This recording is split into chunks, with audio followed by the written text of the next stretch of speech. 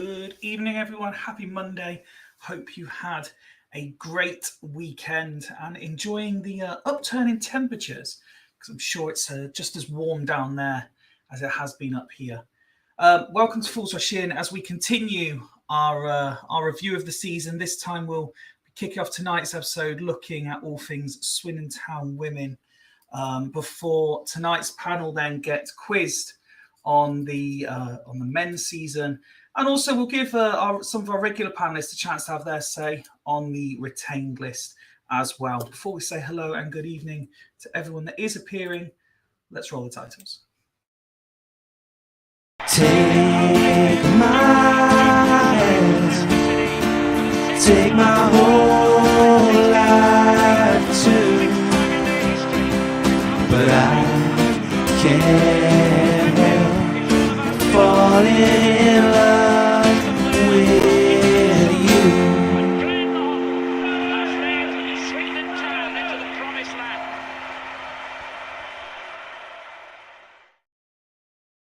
I'm afraid what I lack in generic food chat openings tonight, I make up for in returning guests and panelists that everyone know and love. Starting with probably the soon-to-be winner of Panelist of the Year. Good evening, Nick. Oh, hello, Fifey. How you doing? Very, very well, thank you. Yourself? Yeah, I'm good. Yeah, nice bit of sunshine today. More pleasant walks rather than worrying about cold and rain, so it's all good. And you've had a couple of episodes away while I've been running a few specials here and there, but I know you've been watching along. How have you found some of the panellists in your absence? They've been rubbish. You don't want them back on again. No, the total opposite to that is it was the one with all the different podsters on was excellent. Yeah, loved it. Really enjoyed it. So it's great to have a variety. Absolutely. It's just saying hello to everyone in the chat. I can see Hank's there. Season can be summed up in a word: shit. Yep. Nice and straightforward. That's our job done. Night, everyone. Thank you for tuning in. Thank you. Ben's there as well, saying that he'll look to jump on when he finishes work at 10. I'm sure Jack wrote that one for him, though, because he wouldn't possibly be typing in the live chat while he's at work. He wouldn't be that stupid. And but of course, Joe says that Nick has her vote. Oh, love you, Joe. For Panelist of the Year. As always, the live chat is open on Facebook and YouTube, and our tweets are open as well. So send in any comments on anything you hear tonight. Next, let's have a warm welcome back to one of our dear friends of Fools. Welcome back to the panel, Mark. How are you, sir? Not too bad, for you. Yeah, good. Delighted to have you on. I know we were just talking off. We were talking off camera. You've been swatting up on all the stats ready for tonight's quiz, haven't you? Apparently so. Yeah. You've come on purposely so that Woody doesn't win another one. In fairness, mate, I can't remember what I had for breakfast, let alone anything else. But there you go. Well, I'm looking forward to this. Well, let's say hello to the man whose camera is turned off, but he has messaged to say he is here. Woody, can you hear us? I want you to be your slave. I don't want you to work all day. I want you to be true. And I just want to make love to you. Wow. How are we doing? No, there's an entrance. You do realise I've now got to put something in the description about copyrighted music as well. Yeah, it came off YouTube. Copy. Yeah, How are you, sir? How's things? I am really good today, actually. I am probably because there was no Swindon game at the weekend. No, there wasn't. I'm very good. How are you? Yes, good, thank you. If not a little bit warm. You were at the races the other day. I was, and I didn't lose money. Well, I lost money, but I didn't lose more money than I won. So I came away happy and hangover free on Sunday, which was brilliant. Gamble responsibly, kids. Yeah, gamble responsibly, kids. We just got to put those important public announcement messages out. You were saying again. You were saying off camera. That's your first trip to the races. You enjoyed it, yeah? Yeah, 35 years old and I'd never been to the races. But yeah, no, it was really good. Good atmosphere. Obviously, I was there for a stag do as well, so it was an all-day drinking session. I mean, all-day gathering. Being adult session. Yeah, and gambling responsibly. Drink responsibly, gamble responsibly. I saw Wazza, who is obviously Mr. Races, so that was good. Yeah, but no, it was really good. I think I'm going to make a little bit of a habit of it, but maybe not a dangerous habit. I was gonna. Wow, we're off to a cracking start. Copyrighted music and making a habit of turning up at the races and gambling. Incredible stuff.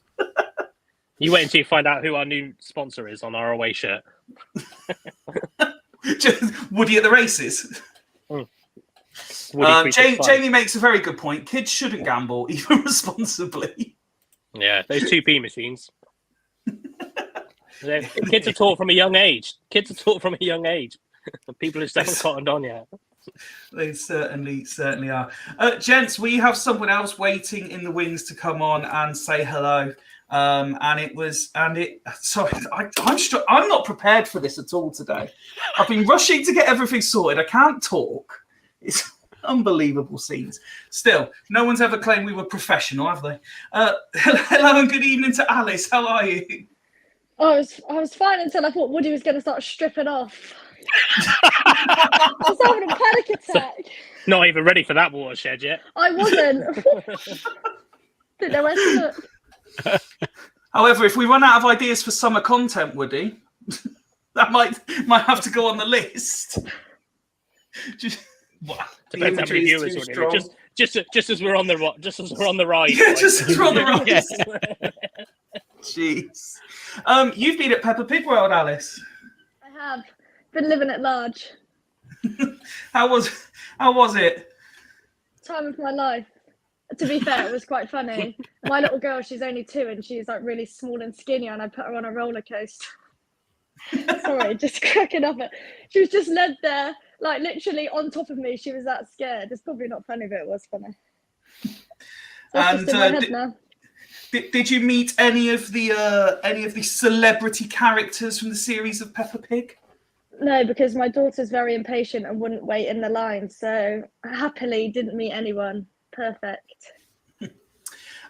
Where does she get her impatience from? Is that a trait from you? I'm not too sure. I don't know where she gets the anger from, no patience, the attitude, the rudeness. I'm not sure where she gets it from. I'm still looking at that.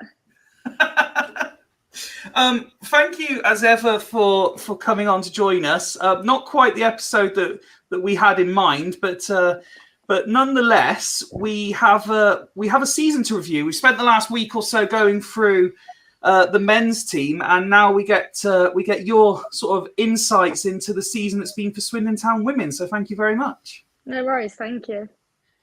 I was going through various sort of stats and stuff as I was trying to think what the right sort of questions to ask you would be about this, but the best place to start, I think, overall, how would you rate your own season personally? Do you think it's been good, indifferent, what you expected? I think from the start, I remember this time last season speaking to Annie Colston, our striker, and she said to me, "Do you know what, Bouds? If you can get fit like 90 minutes, I think you'll be all right." Because obviously every pre-season you sort of worry. You just worry if you're going to be in the team for next season or what your role's going to be like. And I know the previous year I'd just come back from having Alba, and it wasn't probably my worst season that I can remember. I enjoyed coming back, but I just wasn't anywhere near where I wanted to be, just in terms of playing, in terms of reaction times, things like that. But I was happy to still be able to be a part of games. And to be fair, near the end of the season, I was playing most games 90 minutes, but I just knew that I could give a little bit more. So I really worked on myself in pre-season. I remember thinking, do you know what? She's right. I've still got it. I just need to get a little bit fitter. And then obviously being made captain, I think that just made me really up my game 100%. And I think it's what I needed just mentally to think like these girls, they probably don't, but you think like, oh, everyone relies on you. Like I need to show them I need to be putting the best foot forward because I shouldn't ask them what I wouldn't do. So I remember I think that really played like an influential part of my season as being made captain. So I can just sort of like push on and show them what I expect of myself is what I expect of them. No, So yeah, not bad. Not bad. I think I did all right.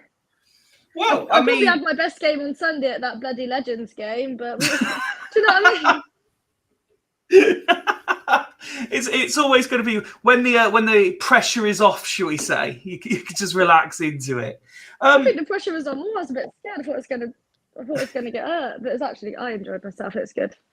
Good. I'm glad you did, and unfortunately I wasn't able to make it, but the reviews I've seen and heard from people, it's a good afternoon all round for those involved and those watching. So hopefully plenty of money raised as well. But glad to hear you enjoyed it. I was looking, as I say, through various sort of websites to find the stats and stuff, and I did pick out 28 appearances for you this season and 2 yellow cards. Only 2. Perhaps That's there's not bad, Just is 2. it? Yeah, Just just 2. Exactly, really. 2. It's not even bad. That's like a That's good good. season. Yeah. The referees must have been lazy on the paperwork this year. Some of them like me, like some of the like linesmen, like they like say to me, they're like, Alice, you can't keep doing that, so I'm gonna have to flag it in a minute. I'm like, okay, I'll try my hardest. Alice, do you get fined if you get yellow carded? Personally, would you find someone like me? You wouldn't, would you? Oh, I don't know. I think you might have to. That means anyone who isn't wearing the captain's armband gets fined when they get yellow I think carded. the club pay for it, but to be honest, I'm quite a bad person. I don't mean to, but it just happens. But I've always got in my head, James always used to say to me, like, just don't give away a penalty, don't and so it's always in my head. So I really tried not to this year. Mike's going in early. She used to get 2 yellows per match. That's probably true. If you go right back to the beginning of the season, what was kind of the aim for the club, do you think? Because it's been quite a wild ride this year for different reasons. So do you think ultimately how the season's ended is kind of on par of where you hoped it would be at the beginning? Yeah, obviously it's been a bit of a wild ride this season for a lot of different reasons, but ultimately we wanted to stay in the league, and I think at the start of the season there was a few people that were dubious that we'd be able to sort of get mid-table. I think people were expecting us to get sort of bottom end of the table because of previous years, but I think we all rallied round and we all really started to gel and work together as a team. And to be fair, there was times, and even up till near the end, there was a strong possibility we could have been really up there, like 3rd or 4th, and we all believed that. And obviously a few things didn't go our way and other bits and pieces happened, but we didn't stop believing. We just kept driving, and I think sometimes we surprised ourselves, like the first couple of games of the season, like that Bournemouth at home game, like what an incredible game that was. And I think when we played that, I think we all just looked at each other in the changing rooms and thought, yeah, do you know what? We're not bad at this. We can play football. Well, you certainly proved early doors that that as a team you're going to be able to play at this level. If I was to ask you, do you know what your longest unbeaten run of this season was? Do you know how many games? I don't even know what I had for breakfast. I'd say 3. 6. 6 unbeaten towards the start of the season. That's pretty good, isn't it? Yeah, very, very. And that must have built confidence for individuals and the team as a whole to start as strongly as that. Yeah, I think even during the end of the season, we started looking back at footage from the first couple of games, and we were literally like, wow, that we played so well together. And we actually wanted to try and copy it a little bit, because there were some of the patterns of play and some of the confidence that we were playing with was incredible. And we were like, we need to get back to doing things like that again. Like obviously during a season and people coming in and out, sometimes things can slip, or you start playing a certain way because you're getting results. But when you take look out, like when you take a look at actually from a game, not playing the game, when you're looking out from a game and you can see in what's happening. We thought, do you know what? That's how we want to play. And I think we started with good habits in the start of the season, which ultimately led us to like staying up, like being in the middle table. And I think I'm proud of where we've come, especially with what's happened this season. I think we've done really well. Mike has gone in saying, sorry, excuse me. Swindon and Mayfield both exceeded what he expected from them. Chelsea and Keynsham didn't do as well as he thought they would do. You kind of alluded to it, and I've purposely done that because I feel it's been a while since we alluded to anything for all the regulars out there. It didn't quite end the season in the style perhaps you wanted, with the longest winless run, 7, I believe it accounted to, going up to the end of the season.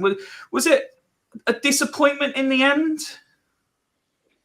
I wouldn't really say a disappointment in the end. I think obviously with things that went on in the club, I think the last couple of games we all had a point to prove, and we all wanted to showcase the best of our ability, and we were playing in a different way. But I think, as always, the structure was still there. We knew how we wanted to play, and we didn't want to play a certain way. We wanted to play a certain way, and we didn't want to, like, obviously you want to play a certain way to win, but equally you want to play a certain way that you've trained through the whole year as well.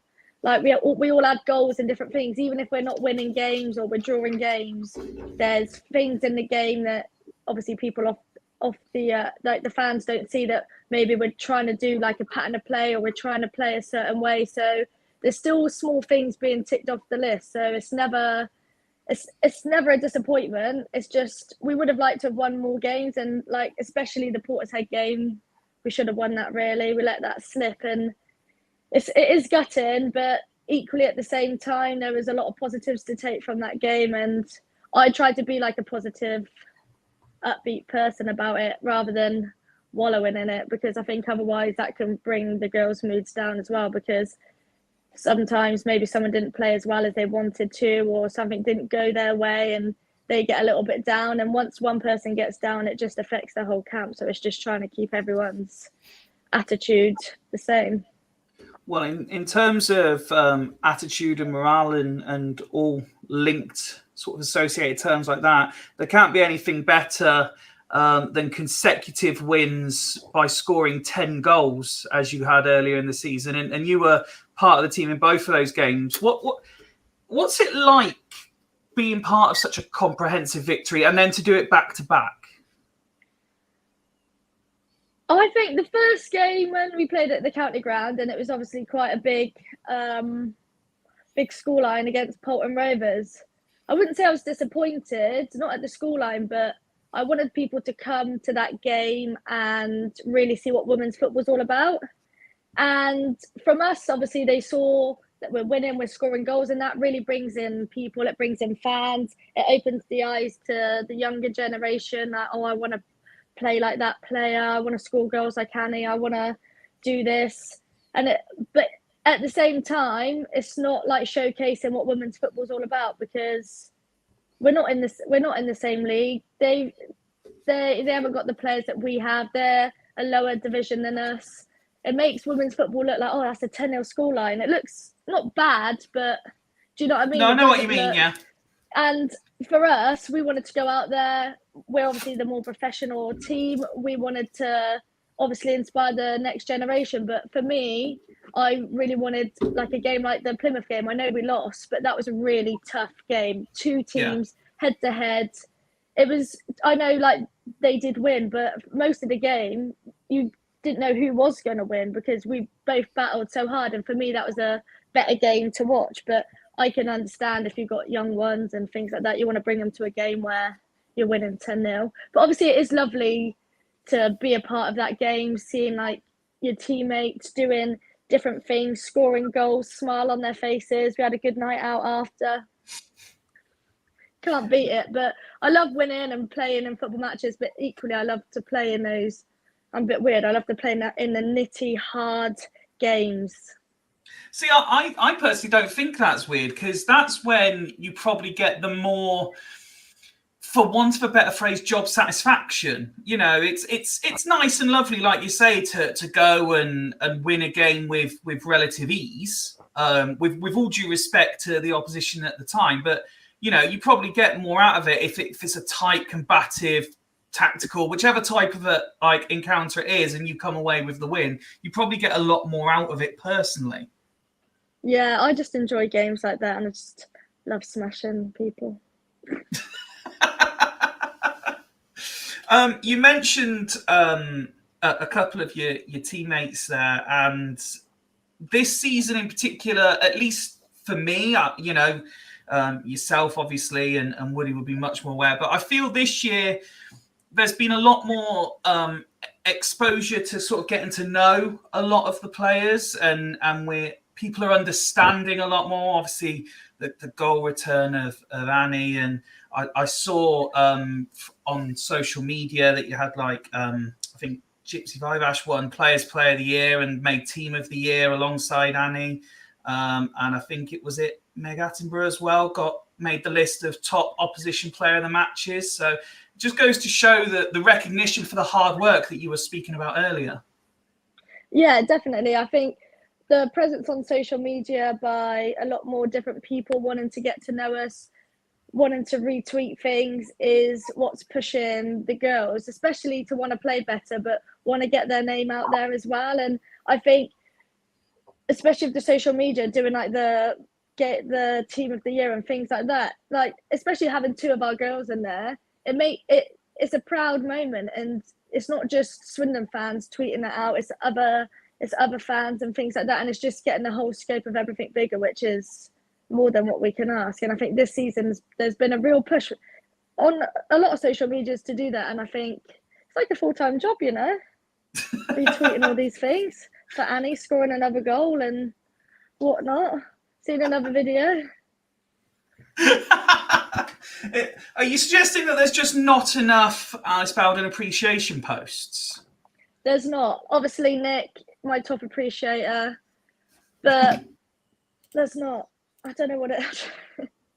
No, I am everyone's biggest fan, and obviously Gypsy and Annie, well-deserved winners in what they won this year.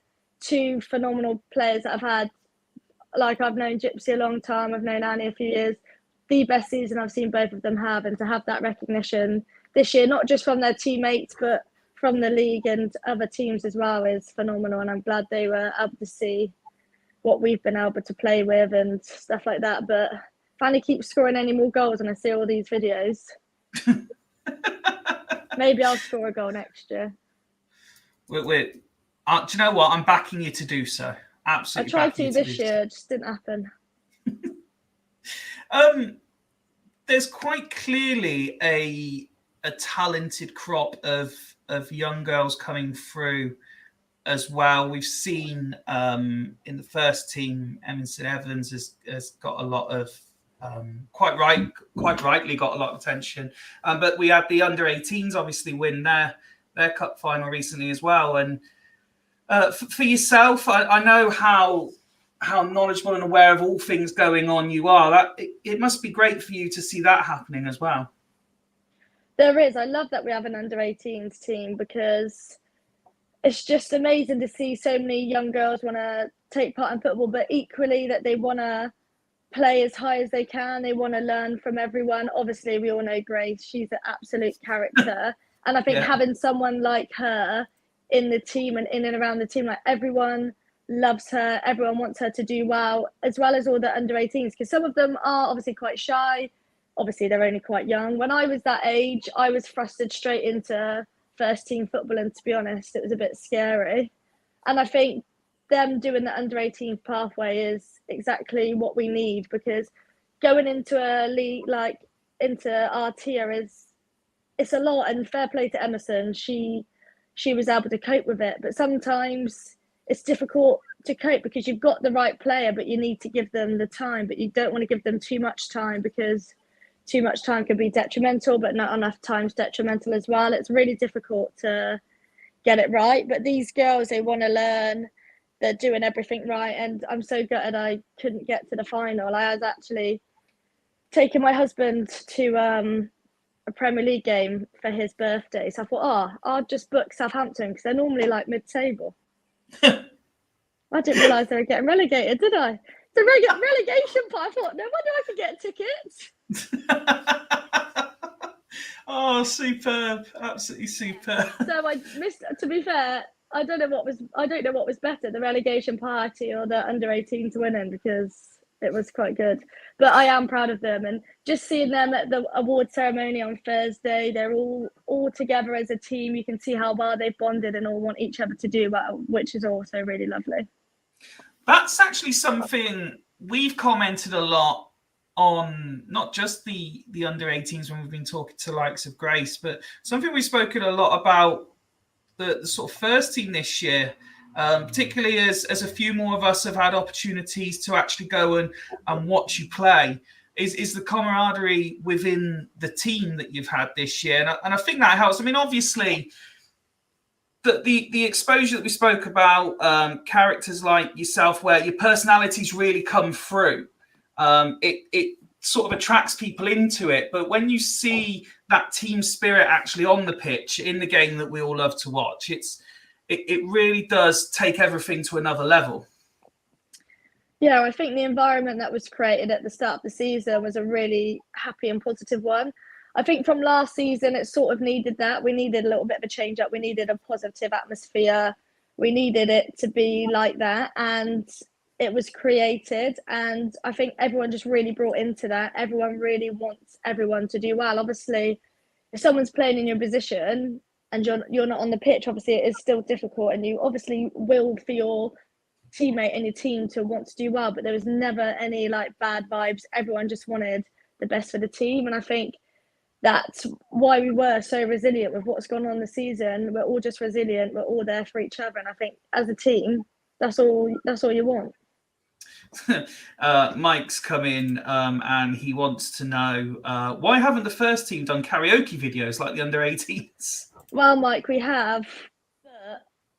But they've never made it to social they can't. media. Some of them can't make it to TikTok. So I think they'd be banned for a few things. For the choice of song. Choice of songs. If people are wearing what they're wearing, what they're not wearing. Okay. How many Diet Cokes they've drunk. Me, there wouldn't be much on. I'll just be. There's obviously been so many possible highlights to pick out. We've spoken in recent weeks and months, obviously, about games at the county ground, things like that. And there's obviously a lot more to come. I mean, we flashed up a couple of pictures in the other episode. We had the 10-0 win that you mentioned about. We've seen goals start trending on social media. We've seen photos of saves trending on social media. Is there anything you can pick out? Whether do you know what? Because I know you don't like talking about yourself first and foremost. Is there any personal highlights that you could pick out? If I was to say, have you got a tackle of the season or a clearance of the season, anything like that from you? You know, I did a good one the other day, and you know that bloody alarm thing that was going off on your phone? Yeah. Cameras did it. I was fuming when I did it on the line. No, to be fair, moment of the season, I just love a tackle. I think there's been a few that have been on the line that I've managed to get, or there's been a few where I'm trying. I'm really pacey fast, as everyone knows. But where I've tracked someone back and I've got there and I've managed to make a last-ditch tackle. That's what I love, just making those last-ditch tackles. You think they're in on goal, and then I come in. I would say like a silent assassin, but I'm probably panting so hard that I'm not very silent. I like that you're very self-deprecating about yourself as well. I am, because I've been trying to, obviously it's pre-season, so I've been running, and I always wonder why people are staring at me when I'm running, and I turn my music off and I'm like this. Alice the Train Bowden. Literally, you should have seen me earlier doing some sprints up this hill. Gee, people thought I was bloody mental. Oh, well, to be fair, you'd be substantially better at it than I am. So if people are staring at you, I can only imagine when I'm going off running in the park over the road there, what they think of me. Because I'm not a natural athlete by any stretch of the imagination. Well, I don't think I am, listening to my bloody brief. How about wider sort of team-wise then? Is there any game in particular or moments in games that you think back and think, do you know what? Yeah, that was special. That was unique. That was good for any particular reason. I think a game highlight, I would say probably maybe the Bournemouth at home game. And the Larkhall game. I think those games we gave everything, and we went a goal down and we got another one back. We worked together as a team, and I think for me that's what football stands for. Is if it's not going your way, keep trying until it does. And I think everyone just worked together as a team, and that was like my sort of game highlights, I think. But wider highlights, I'd probably say the exposure that all the girls are getting on social media, the podcasts that you guys, and obviously the Sir Tom Broadbent Lounge coming in, wanting to get to know not just like all the girls, wanting to get to know them on their personal level, coming to games, actually respecting women's football and enjoying watching it. And I think for me, this season has been the best season in terms of exposure and seeing the girls. I love just watching the girls after a game, especially at the County Ground or Foundation Park, and you've got people that want to take pictures of them, or they're asking for their autograph, or you can just see like the little shy ones in the corner and they're pointing to they're with their parents and they're pointing to someone that they liked watching today. And for me, that's made me proud to see like people I care about and who I train with every day, like making, for me, obviously being older now, it makes me, I want to inspire the next generation. And I think I loved watching them inspire the next generation, because obviously sometimes as a defender, like when it's the Bolton game, you don't do too much. I did the first 5 minutes, I was their best player, kept passing the ball to them. But after that, when I wasn't their best player, watching everyone just play really lovely football, and I thought, do you know what? It's beautiful. Beautiful. And on the same sort of train of thought as that then, how has it been sort of transitioning to that sort of area with the fans, you know, where there's been games where there's been bigger than normal attendances, you've had that adjusting to people wanting pictures, wanting autographs, that kind of thing. How have you found adjusting to that? And how have the fans in general been in that sense? Well, I've got a really great fan. He brought a lovely flag. That was my favourite moment. But at the County Ground game, I remember this one dad and his daughter, they came to speak to me and I was speaking to them and I signed something for them. And then the next game, they came over to me and I was like, oh, I remember you guys. You came last time and I was asking questions, and they were just, I think they were just shocked that I remembered. But for me, like meeting them the first time, I was probably more in awe of them than they were of me, because I was thinking, oh, I can't believe someone wants to speak to me. Someone enjoyed watching me play football. They want to ask me questions and stuff like that. I felt like a celebrity. And so you should, quite rightly so. I thought I was going to walk on the red carpet after, but I had to clear out the County Ground changing rooms first.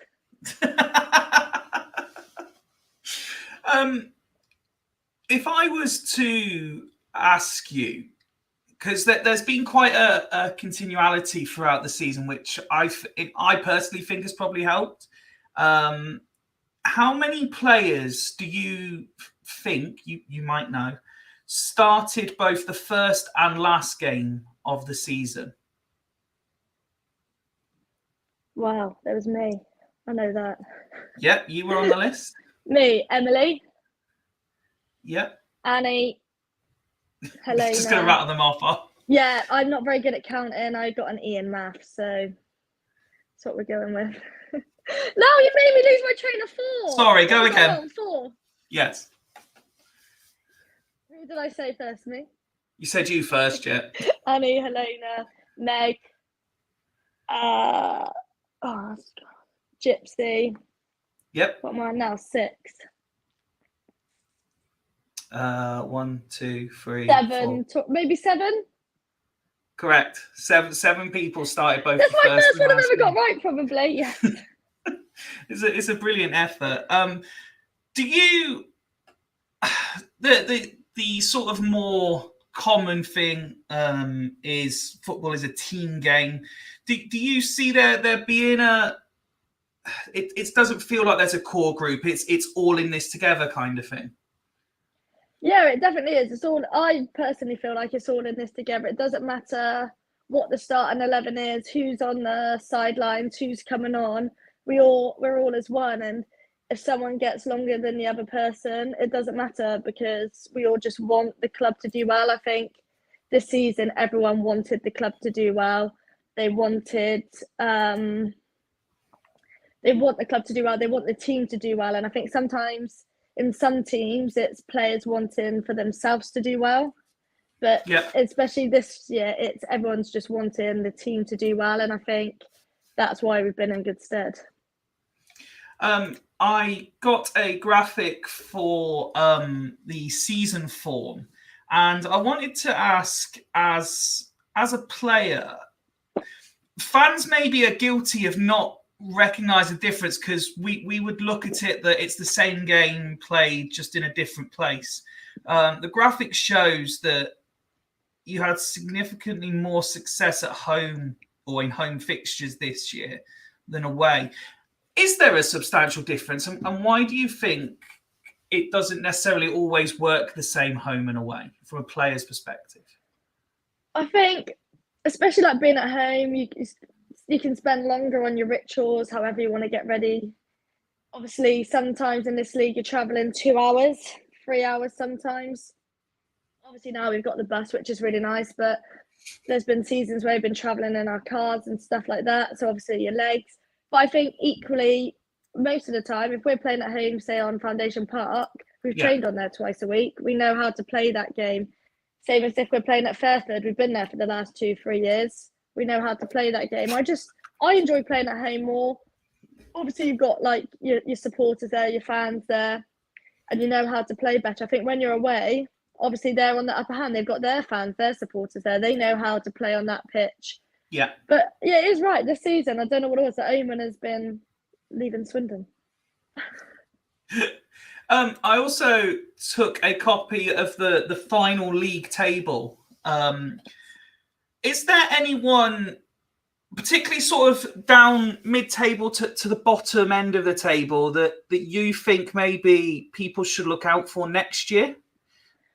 I do think Selsey, like Mike said, they've got a big pool of players around there. I think they're normally a team that do steady. They normally do quite well.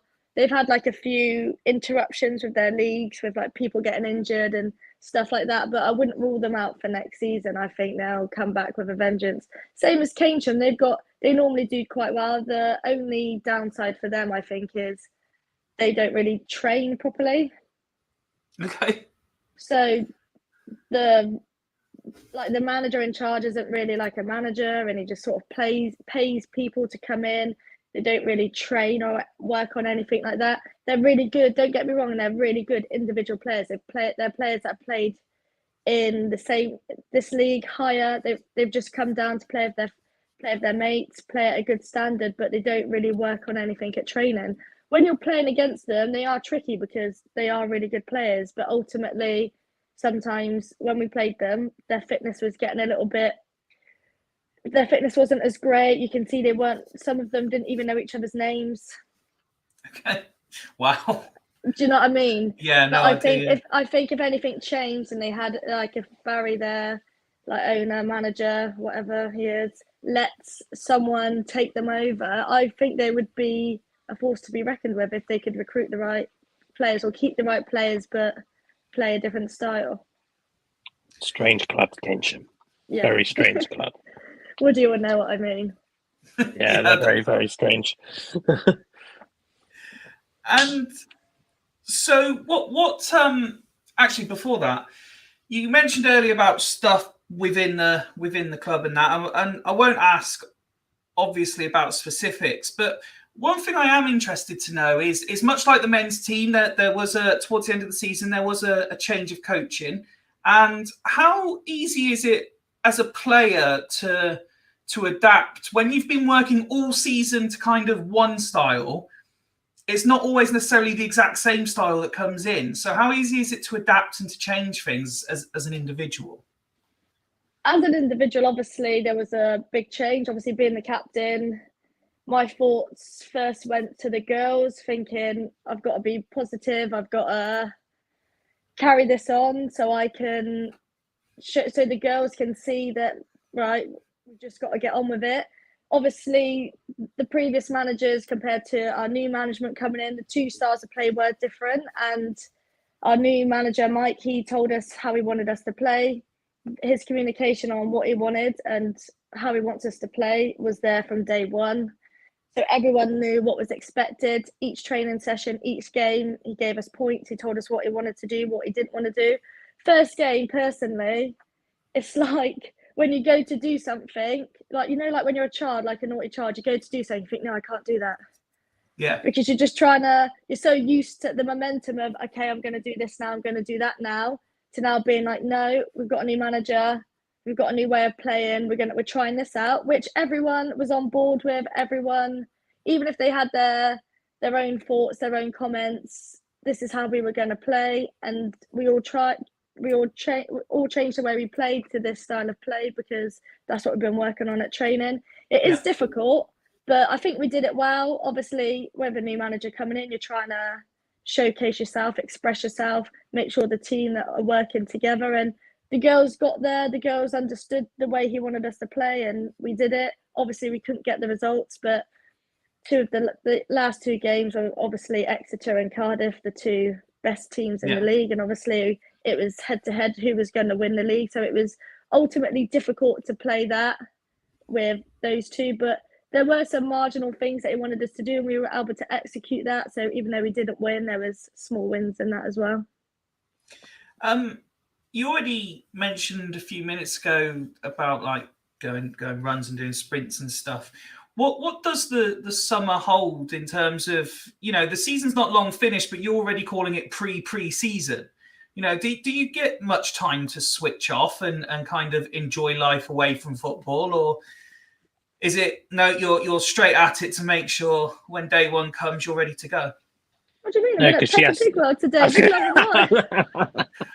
Do you know what? No, you say that, but walking around places like this, you cover some distance. you get your steps in. That's for I sure. did, but when I had this massive ice cream sundae today, and I thought, oh, I better do something. No, but when I was younger, I probably wouldn't take it as serious as I am now. But being a little bit older, if I stop, I'm buggered then. Do you know what I mean? Like, yeah. I've got goals that I want to work on. Obviously, speaking to people, there's things I want to work on. And I think last season I worked well on losing a lot of like weight and getting my running and things like that up. And I think if I stop, then I'm only going to regret it when it comes to pre-season, because everyone else is working on it. As a team, you want people to come back fresh and energized, but you also want people to have respected you and the team so they can actually be the best player that you can be. You can only be as good as your weakest link. And if your weakest link hasn't tried over pre-season, then it's a little bit bad. But obviously I always feel like I've got a point to prove every season. I probably don't, but I just enjoy that sort of like, right, what can I do this season? Obviously I don't enjoy running. It's a bit boring. Yeah. But I'm slowly enjoying it. Like, one of the girls messaged me the other day and was just like, how can I get my 5K time up to yours, because you're doing a 5K in the same time I'm doing a 3K? And I thought, oh my goodness, just call me Dame Kelly Holmes. That's what I thought. I couldn't believe it. Well, this girl's quite fit, I thought. I was like, what? You do keep kind of referring to yourself as old, which to anyone else obviously isn't the case at this point. But do you still feel like you're learning parts of the game and developing parts of the game? Or do you feel you're at a point of just maintaining a level?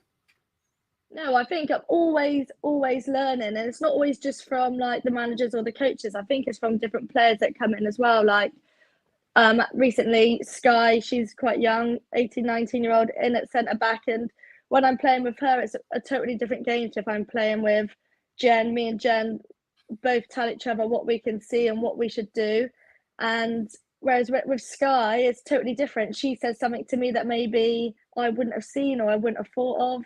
And I really enjoy that aspect, especially like speaking after the game, because I could be like, oh, I said this because I could see this. And she's like, oh, I didn't see that. I saw this. So it's really good to just learn from everyone else. We've had a comment in for you here from Martin, which I'll just flash up. Cheers for your encouragement with Fred during the season, Bowles, especially away at Bournemouth, and your message last week. Mm. Obviously, you took the armband for this season, and we spoke, or you've referenced it about the pressure you kind of put on yourself because of that. But overall, how have you found wearing the armband? Well, this is like my second second time. I've been captain before. Yeah. When we actually got promoted, and then all my friends left me. But I won't talk about that. But is this the friends that you might forget if you were given a Mike style quiz? Yeah, it probably would be. I don't even know if my friendships got over that question, to be honest. We'll clip it up for you for memories. Please don't. But no, I always feel added pressure. Not to be the best player, because I think at the start of the season there were some girls that may have looked that they wanted the armband, probably who are better football players than me or who were fitter than me.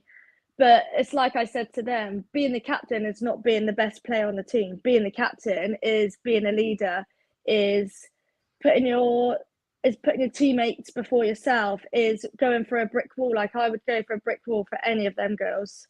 In a game, I'll give 100%. Even if I'm playing absolutely dog shite, I would still give 100%. I'll still text someone after a game to make sure if they've had a good game, to congratulate them. If they haven't had a great game, to just message them and say it's okay. We don't all play great every game. Don't beat yourself up. And that's what I was trying to tell the girls. I was like, being a captain isn't because you're the best player on the pitch, because I know that. I know when I go out on the pitch, I'm not the best one out there. I'm not the best technical player. I'm not the best person who's going to be scoring all the goals. But I said I'm going to be there when it gets tough. I'm going to be that one there, standing, doing whatever I can. If it means I've got to take a red card or to do something, I will do that. I'm in the trenches. Feel like I'm on Private Ryan.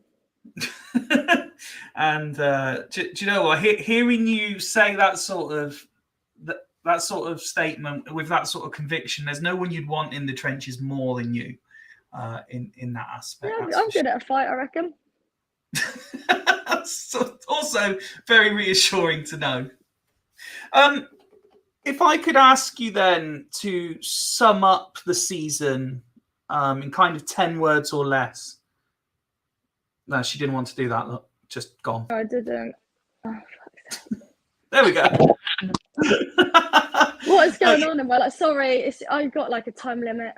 That's so I try fine. not to be on social media too much, but I ignore it every time. Well, I won't keep you too much longer, and you can stick to your time limits. If I could ask you to sum up the season in sort of 10 words or less, how would you describe it? Does that class as one of the words? Do you know? Oh, it's a lot. It's a lot. Do you want me to give you fewer words? I don't know. I can't sum it up.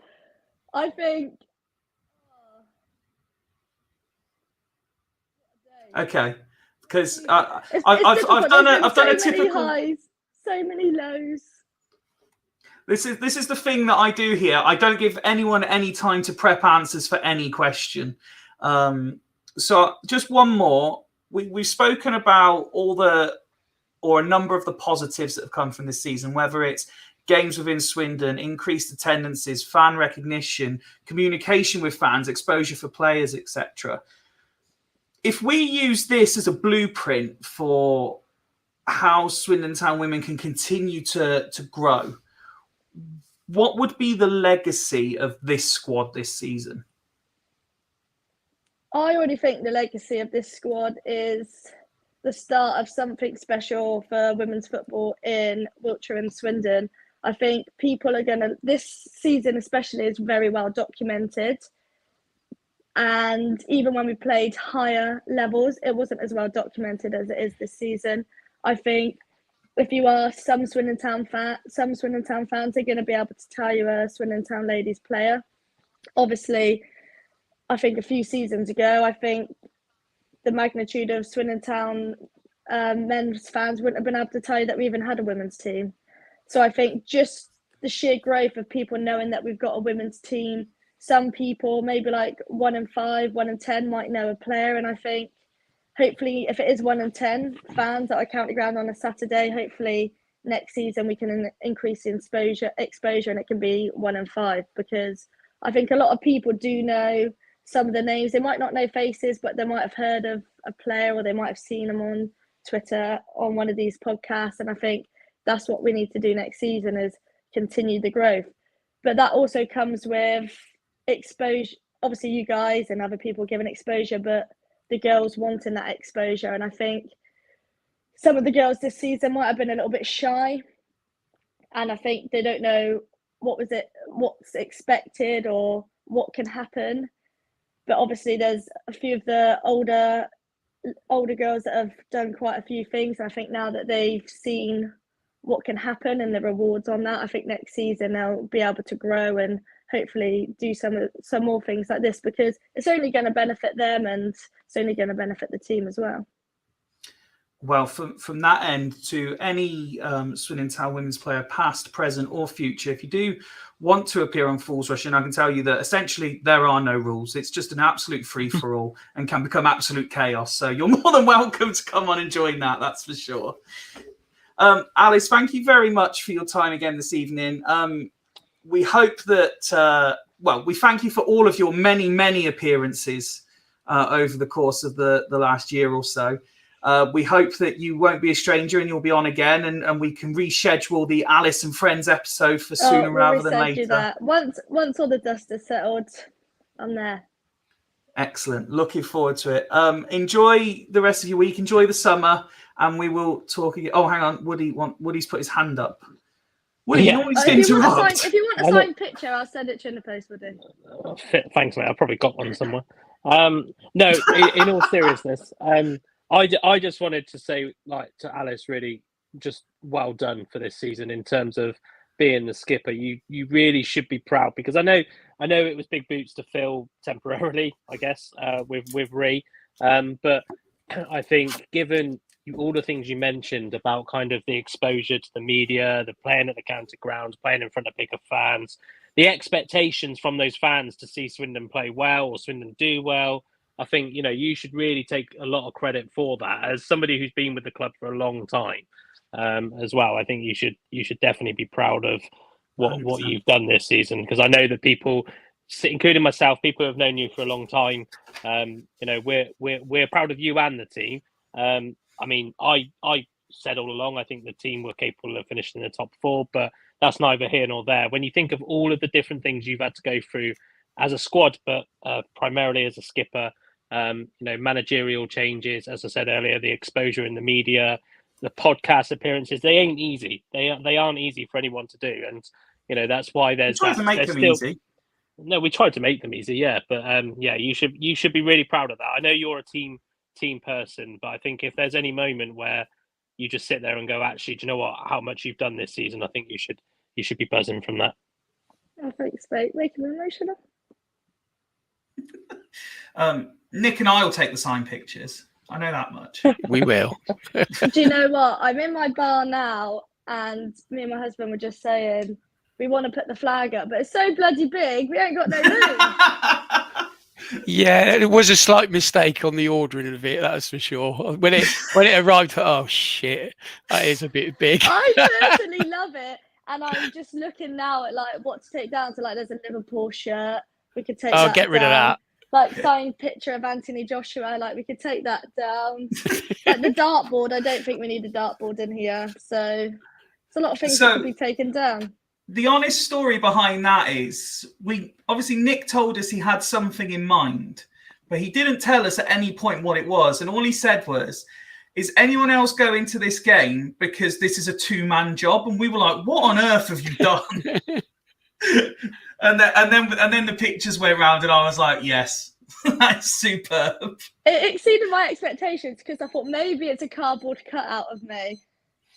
This keeps getting a mention. You really want this cardboard cutout doing, don't you? If you saw my bar, you'd think like that would look great in there. Okay, that's a plan for next year, Nick. Yeah, we'll get a supplier of cardboard cutouts. I'm sure lots of things can be organised.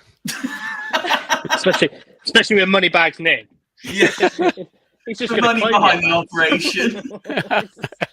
But when I find a space for it, I'll put it up on Twitter. I'm still looking. There's not a lot of space in it because he's filled it with crap. So we'll just have to take it down. You can tell the difference in effort, can't you? Nick gets a whole like flag that can be presented and kept forever. I send a token Easter egg and say, there you go. Do you know what? That was cracking as well. I enjoyed that Easter egg, but I was a bit sad that it didn't come with a mug. Do you remember back in the day you'd have a mug of your Easter egg? Oh, Fifey, come on. What are you doing? Yeah, Mark, you know someone I can speak to about a special mug sorting out, don't you? Let's get Bounce an FRI mug. Can we get? I've got one of them. There's very few people have FRI mugs. Joe doesn't even have what arrived in the post from another podcast then today because.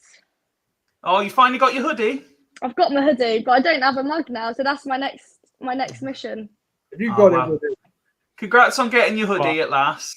And if you want an FRI mug, I'm sure we can sort you an FRI mug out. I need to find a picture of Boud so we can do the old cartooning. Yes. See if Joe can sort you need it out to find for a picture of me. There's plenty. Choose a good one where I'm a bit slimmer. God. Go over to Joe. I'm sure she'll sort it for you. Yeah, we'll get it sorted. Buds. Here you go. She's already in there. Joe's saying, "I'll make you one." Oh, thank you, Joe. That's a unique way of spelling Alice. I'll give her that. Alice. There we go. Very excited to make this mug. Leave the very, poor woman very alone. excited. Oh, well, we love Joe to bits. Everyone at FRI loves Joe. Alice, thank you very much. It's been a pleasure, as I say, to have you on at various points in the season. And like I say, don't be a stranger, and we'll have you on again soon. Loved it. Thank you, guys. Thank you. Bye. Yep. It has been one hell of a season for Swindon Town women, that's for sure.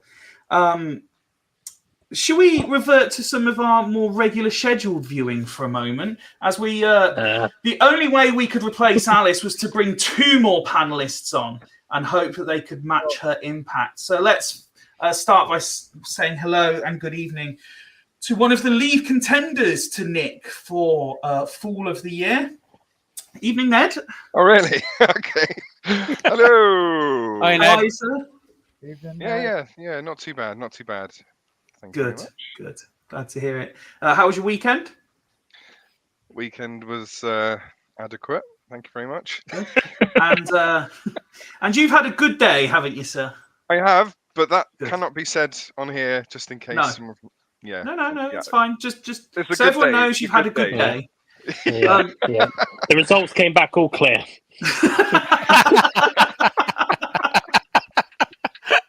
Don't know what those lumps are. No idea.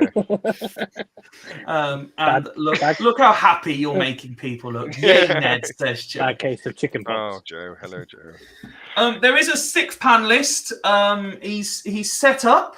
He's finished work, and I'm guessing he's making Sarah a cup of coffee before he comes on. So we will say hello to Ben shortly. Gents, before we do the quiz that's caused such excitement amongst the panel for today, and it's only a small quiz. Don't worry, this isn't going to be one of those 2.5 hour long quizzes with 50 questions. It's just a few small questions on this season. When we did the episode on Friday with some of the other content creators, we were able to react to the news of the retained list, but obviously you guys haven't had a chance to kind of have your say on it. So, Nick, let me start with you if I can, and I will flash up the graphic again of the players retained. Was there any surprises for you in that list? No, not really. Not on the retained list. They've obviously all played on a fairly regular basis, barring injuries. Probably Ricky Aguirre, glad to see him retained, because obviously he didn't get much game time, but we know there is a player in there. So that was a positive. But the rest of them, I guess, is pretty much as you would expect. So there's, to me, look, pretty logical. Okay. Mark, how about yourself? When you saw the retained list, did anything catch your eye in particular? No, not really, to be fair. I think obviously we know Austin re-signed. The others, I think, are still under contract anyway, so don't mean they're staying yet, does it? No, well, no. This was going to be my next question for Ned. Obviously, Sorry. being retained. No, it's fine, mate. You're already getting that psychic ability to segue in for me. Ned, retained doesn't mean that they will be part of the squad next season per se. So again, looking at the. Come on now. Looking at the. Looking at the list of players, are you looking at names there like maybe Aguiar, like Adeloy, probably, and then for other reasons, players like Hutton, and thinking, yeah, I don't think I will see you in a Swindon shirt next season? Yeah, I wouldn't mind Hutton, if I'm honest, but it seems silly not to cash in now after having statistically a good season. I know that not everyone's in love with his defending, but I've got a feeling. Well, no. I mean, I'd really like Aguiar to stay, because there's definitely a player in there, and whatever's happened to him in recent times, and I guess probably not so recent times, it seems to have shied away. Because at one point I thought he was going to be, the next sort of Martin Ling or one of those type players, but it's just seems to have petered off. So I definitely want the coaches to work with him and see if they can, shoehorn him back into the first team. That would be awesome. But yeah, I can see a good few players going that have been retained. Unfortunately, I think Shade will probably go for me. Adeloy, even with his previous with Flynn. Then again, if I've got my timelines right, did he not leave as Flynn came in? Flynn came in before. He came in towards the end of the season, so he had half a season with him. So he saw him and shipped him off to Swindon. Well, I mean, I don't know. There's a lot of people who aren't happy with my favourite player, but what can you do? All I'm going to say is, I know there's not a huge amount of love for Charlie Austin staying on, certainly in our WhatsApp group, but I'm honestly, I'm buzzing for Austin staying for another year. Absolutely buzzing. I think he's going to really, we're looking 20 plus this season. I've got a feeling. Oh he's no! going to sign off in style. Full Ben on us. He's gone full Ben. I'm with Ned, 100%. Ned knows what he's talking about. Speaks well. Ned, I'm joining this. This row. I do think he's going to be a 20 goaler, but my biggest concern is the fact that I'm just hoping. I wasn't excited because I'm worried that he's chipped a hell of a lot out of our wage bill. That's the only reason I'm not massively excited. But yeah, it's still good news, and I think he will be. He got 9. I know 4 of them were in one game, and I've said that more than anybody. But he still got 9. He still got 9 when we were apparently shit at assisting and not great in chances. So imagine if we get the right. It's about the recruitment behind him for me. If we get the right recruitment in, I'm sorry, but even I think there's better out there than Hutton.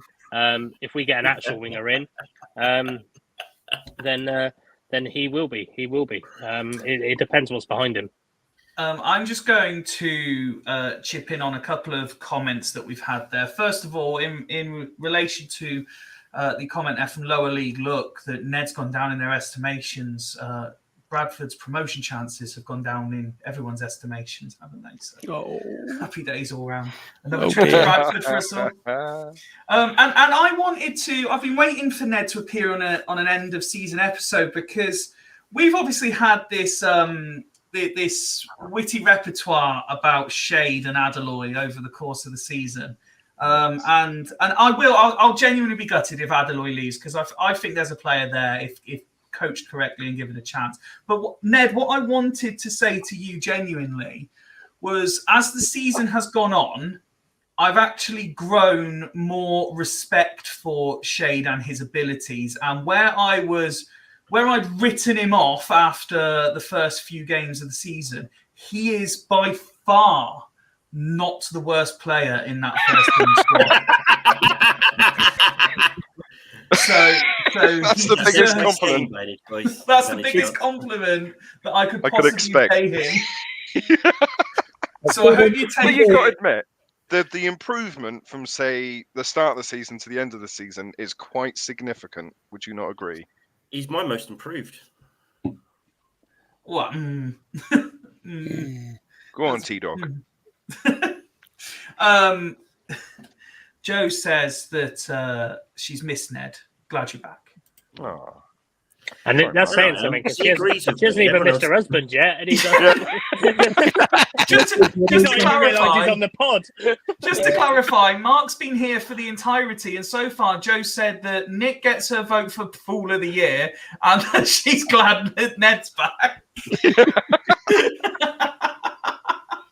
I know. I've always been punching, mate. To be fair, so, yeah.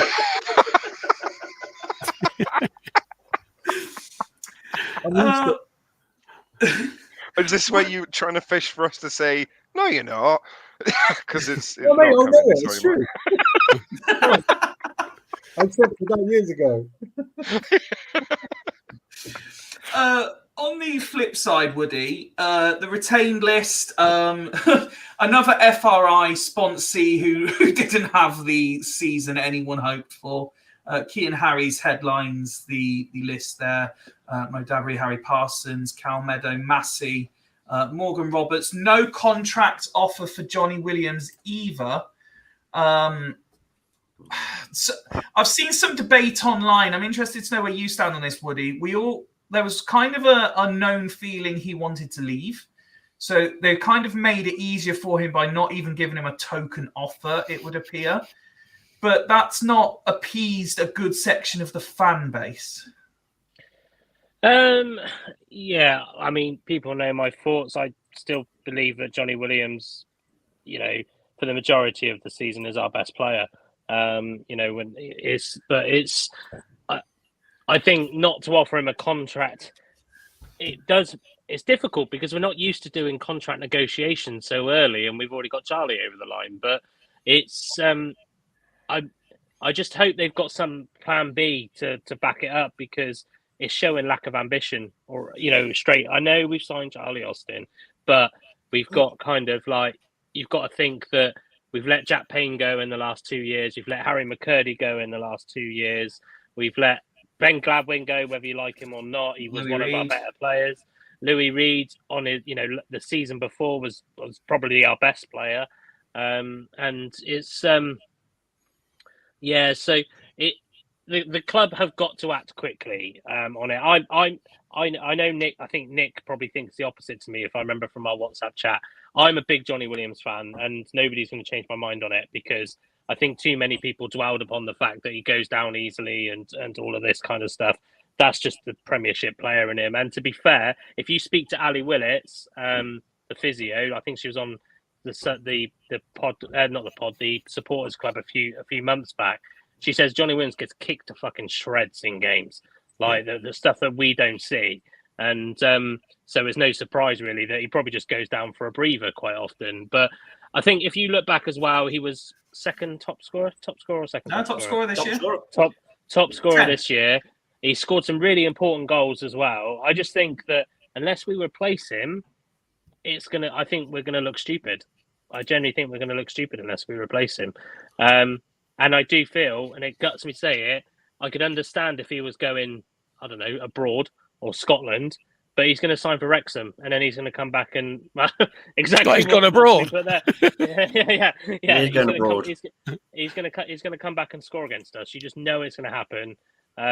So the money, we got to put our money where our mouth is, or whoever's putting the money in has got to put the money where their mouth is, and we've got to bring in an adequate replacement. The last thing I want to hear from the club this time next season is them go and say we've had a shit season, them go, oh, but we did sign Charlie Austin, but it was either Charlie or Johnny. If they come up with that once, I'm going to go fucking nuts, because that is a shit excuse. You either putting the money in for the interest or not. So they've got to put, we've got to attract some big players. Why can't we, if we've had this takeover, if we have this money, if we don't have this money, come out and be honest. If we don't have the money, stop blaming it on season ticket sales.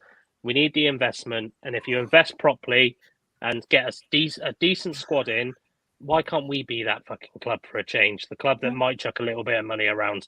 And I don't mean Di Canio-esque money. I'm not on about bringing 40 players in. But it's, I just, at the moment, I'm like, we've got Charlie Austin, great, but we've also let go of Johnny Williams. But he's a mixed opinion, and I totally get why people aren't that bothered by him. Totally get it. Woody, I know we haven't got many football people at the top end of the club, but do you really believe that there hasn't been discussions with Williams through the last few weeks or months to see what the score was? No. And all right, with an offer, if an offer hasn't been made, is it because they knew he was going to go and he said, I'm going to go for XYZ reasons, and maybe not a money one? True. But if that was said, there's no harm in coming out and saying that. Well, no, I agree. Why haven't the club come out and just said Johnny Williams wanted to go? Because the communication is piss poor. Yeah, if they came out and said that, fair enough. But I know Mark's going to probably say now Johnny's told him personally that he wanted to leave. But he told me go on, Mark.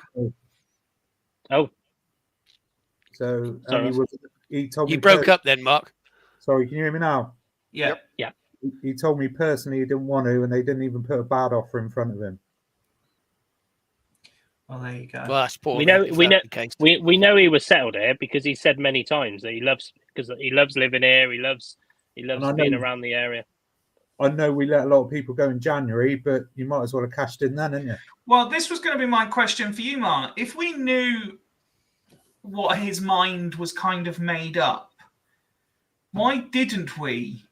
Because what we've done now is we've allowed a top class player, particularly at this level, leave on a free, likely to go to a league rival, if not a promotion rival, potentially, and we get nothing for that benefit now. Do you think the only reason was because the sheer volume of players of the ilk of Gladwin, Reed, etc. that left in January, they couldn't let another one go? Personally, yeah, I think so. So I don't think they've changed the deal for him since he first came in. So it's certainly an interesting... I don't know if I should say that on air or not, but... You say what you like, mate. No one at the club watches us. Yeah. Yeah. They might learn something if they did. I don't know, but... They know who we are, but they don't watch us. No, he spoke to us. He loved it here, and he didn't want to leave, but they just didn't even put anything to him at all, which is a bit of a shame, really. I think I don't know, but yeah, I think that's probably the case. They knew it potentially that they would have lost Gladwin, maybe. Or it'd have been on a free, and the same with Johnny. They cashed in on one, and I don't think they could afford to let them both go. No, it makes sense. Turns out we couldn't afford to let any of them go. Pretty much, yeah. Ben, if I may, let me paint you two pictures of the same situation. Okay, Swindon Town have and I quote, competitive budget. We have very quickly moved to secure Charlie Austin services for the new season. Yep. This is a Charlie Austin who, apart from a short stint in Australia, has played no lower down than the Championship for a fair number of years. And it wasn't really that long ago in history that he actually was looking at international call-ups, etc. Partner that with figures suggesting that debt is going down considerably from where it was, the club own the ground. You could argue that things are looking, for the most part at least, quite rosy. Now, if I could paint the same situation in a different light, and this is kind of linking into what Woody said earlier, actually, the competitive budget that we're quoted, potentially, say the figures involved in keeping a star product like Charlie Austin may take a high percentage of this, potentially. I don't know. I'm purely surmising for the point here. And that then leads to a summer of free transfers, loans, looking into whether it's the Premier Youth League, etc. Kind of similar to what we've done in recent times. Flynn appointed, on face of it, plenty of experience, plenty of success, even, you could say, at this level, but used to doing things on a tight budget, being linked to players, but you're seeing other clubs already starting to make their moves. Swindon not necessarily doing that again with new faces subject to EFL approval. Can you understand why you will have some fans that will see scenario A and be like, yes, okay, they got it wrong, they're learning their lesson, things are improving, but you will also have that group of cynical fans that are like, option B looks very likely to be the route we're going down? Well, that's obviously what sort of person you are, really, whether you're a glass half full or not. Obviously, everyone knows I'm a glass half full. Personally, I think there's other options other than Charlie. For instance, that Walsall lad that banged on the goal, Danny Johnson, who probably would have been a lot cheaper than Charlie Austin, who Flynn could quite easily bag going on a free at the minute. We could have got him for probably half what we're paying Austin. The fact that we've gone for Austin, I think, is the sign that he only signs up if we're going to be towards the top end of the table or compete for promotion at the top 7. I think that's a good sign. Did we suggest that in January as well? Did we suggest the same thing in January?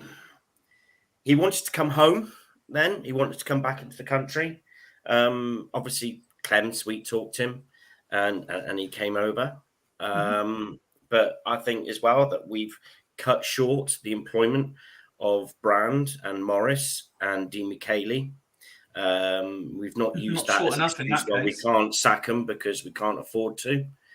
So we're not using that as an excuse. Obviously, we've signed a premium rate striker. For League 2, he is a premium rate striker because it won't be cheap. So it's so early. This season is still this season. It's not ended yet. We've still got a playoff final and other games still to play. The FA Cup still to play. All the playoff finals. So it's still this season. So it's still really early doors to really guarantee us going, yep, absolutely, we're going to be challenging towards the promotion. You can't promise that because we've not started signing players yet. We don't know where we are. However, because I'm glass half full, I'm thinking that because we've got a manager who continually gets teams towards the top end of the league, because we have made a statement re-signing in Charlie Austin, because the talk is being not no one said consolidation, no one said transition, no one said really red flag words yet. It's all been quite positive. Flynn's been walking around like the cat that's got the cream and really, really overly happy and positive about being in charge of Swindon, doing his best Richie Wellens impression, really, because he just sounds like him at the minute. So at the moment, it's all right. I'm not saying it can't turn shit, and fans are every right to be cynical because they've been scarred. deeply by what's happened over the few years. So if you say to me, yeah, well, I'm still not bought into this yet. I still don't know what they're going to do. They've still not shown me that they're going to have a real good season. I totally get that, and I totally understand that. And absolutely, I can see the angle they're coming from. For me, half glass full, I think the early set mind is good, but obviously I'm a big, happy, clapping, deluded Swindon fan who always that's thinks why we it's love really you, brilliant. Ben. So, but that's where my head's at the minute. But I get if people are just going, "Oh, yeah, you got to prove it first." Mark, one player who I ran out of time on Friday's episode and probably didn't get to give the sort of recognition and send off he deserves is Matthew Baudry, officially retired now. Great servant to Swindon and multiple clubs, and a player who I think could be very proud of his playing career. Yeah, no, I agree. I think it's a real shame the way it ended for him, to be fair, with the injury. But yeah, I mean, yeah, he's been with the club for a long time. Great player, top bloke. So yeah, shame it's ended the way it has, but I think the club supported him well, helping him with his sort of financial qualifications and things to move on to go into that industry after, which I think they also helped him with, because he said he'd stay for that extra year because originally he planned to retire last year, didn't he? Yeah.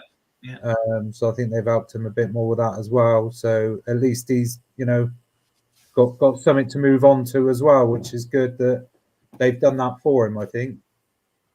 No, 100%. And Nick, hindsight's a wonderful thing, but if it wasn't for that pesky behind closed doors friendly, he probably would have had a considerable say on our season, wouldn't he? Oh yeah, of course he would. I mean, he's a class player without a doubt. And obviously, the end of the previous season, which is what he decided to play, sign for a further one. And it is a shame how it's panned out. But I guess you can say, that's not uncommon in football. These things happen. But yeah, he was a good servant, a classy Frenchman. So he was top on. Just sorry, well, speaking, just to go back and pick up what Ben was saying. Yeah. And the budget, to me, it's not so much how big the budget is. We've got to spend it wisely, whatever we do, because you can spend all the money in the world and bring in players that don't work. And to me, the signings and how many, I think we need at least 9 signings. Yeah. We need 2 keepers, we need 2 centre halves, we need 2 midfielders, and we need another forward, and probably a couple more on top is squad. And I guess, and it also depends from the retained list how many of those the manager thinks he can develop and get good enough to be in the first team, or whether we ship them out. But if they haven't been good enough for us last season and we were rubbish, where are we going to ship them out to? It's a lot of those players are probably still going to be around, and so the manager's got a big job on his hands to get the best out of those and bring in a new influx of players on top of that. No, it's a great point, because we hear these phrases like competitive budget, etc. And I was trying to make a point earlier, which I don't think I worded particularly well, but obviously we don't know the numbers. You would imagine Swindon's budget was bigger than, say, Stevenage, but they used it better. Yeah.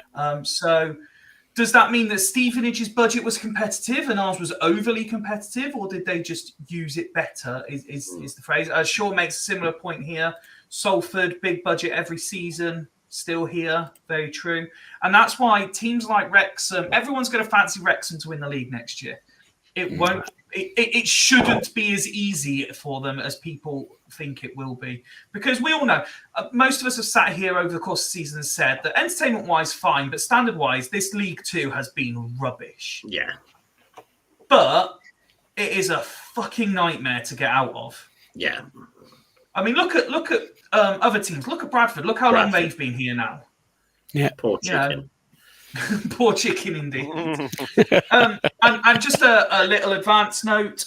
Friday's episode, we do have a playoff God, I cannot talk. A playoff final preview, plus a second quiz of the week, as we'll be looking at Swindon Town playoffs through the ages as part of that episode as well.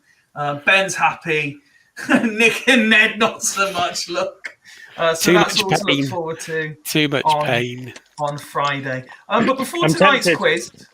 I'm tempted to try and see if I can get a ticket for the League Two playoff final, just so I don't leave a playoff final in disappointment. Yeah. Oh, Slim, he'd sort you one. Oh, shit. No. I don't need anyone to sort me on. There'd be plenty on sale, I'd imagine. Just before we move on to tonight's little end of season quiz, Nick mentioned there about players need to bring it in, and I'm sure over the course of the summer we'll have a few Ned reports, etc., and we'll be reacting to various transfer news. But as retained lists start to come out, I'll just go, have any of you seen a player be released that you think, do you know what, actually? Go on, Ned, you're automatically nodding. Who's caught your eye? Ned report, the first one. Who's caught your eye, Ned? Well, Killip, I know that it says that they've offered him a contract, but I'm 99.9% sure that he's leaving Hartlepool. He's not going to play in the National League. Yeah, he is fantastic. I saw the clips of his last game. Oh wow.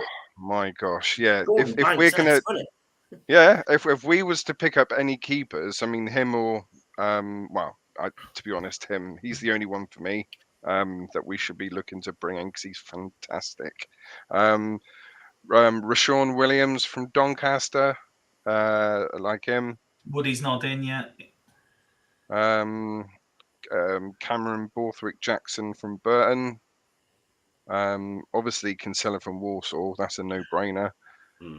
Giorgio from Leyton Orient, he looked decent as well last year.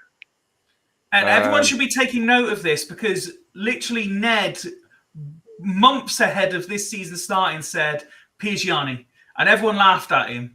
And he was a team of the year defender this year. Absolutely. But for me, sorry to sort of backtrack a little. It's. I don't think we need to bring in as many players as has been touted about so far. We need to bring in 4, maybe 5, like good locker room royalty. The players that are gonna dig the others out. It's gonna bring the changing room together. According to Charlie, that's what's been absolutely missing this season. So I just think if we used to, this is the problem when you've got the spreadsheet. The spreadsheet doesn't look into players' character and, how the influence on the changing room. So having someone now who's going to have a footballing brain will understand that you need these types of characters in the changing room. I think that will bring out, more out of the players that we have got. So I'm more inclined to think that we don't need to bring in as many, but we just need to bring the right players with the right character in to bring the rest out of of everyone else. I saw the mention there of Critchlow. It has to be said, Bradford maybe, but I would be very surprised if Critchlow is a League Two defender next year. Yeah, he'll be League One next year. He'll be League One. He'll be League One. One. If not the only, I agree. If not, the only club he's going to is Bradford. Yeah, completely agree. Nick, has anyone caught your eye in the retained lists? To be honest, Fifey, I don't really take much notice of that. I'm probably the worst person with watching other teams' players. So, unless they're wearing the red and white of Swindon, you don't care. Yeah, I'm not interested. Fair I'm enough. sure our manager and we'll take note of what Ned said because he's the man. He is the man. That's all we need on our team. Ned's Ned's the man. He's got a better record than the last bloke we had. He certainly has. Ben, anyone caught your eye? Yeah, I think Ned said a few really. We can sell a guy that look good. We could possibly go into a month if he really wants to dip into old players. I'm a bit like Nick though. I've not really sit there and gone through all the the released players. Mhm. I'm quite relaxed to it really because it's so early, and we'll just see what happens as we go along. I think Swindon will need a marquee or two. I think not that he's been released, but I think we should go all out for the Barrow. Is it Whitfield? Whitfield, Yeah. lad.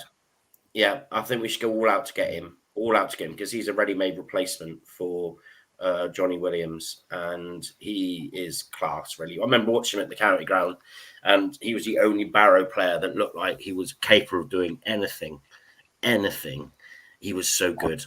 And he's been really good all season, and he's carried them up the league where they are.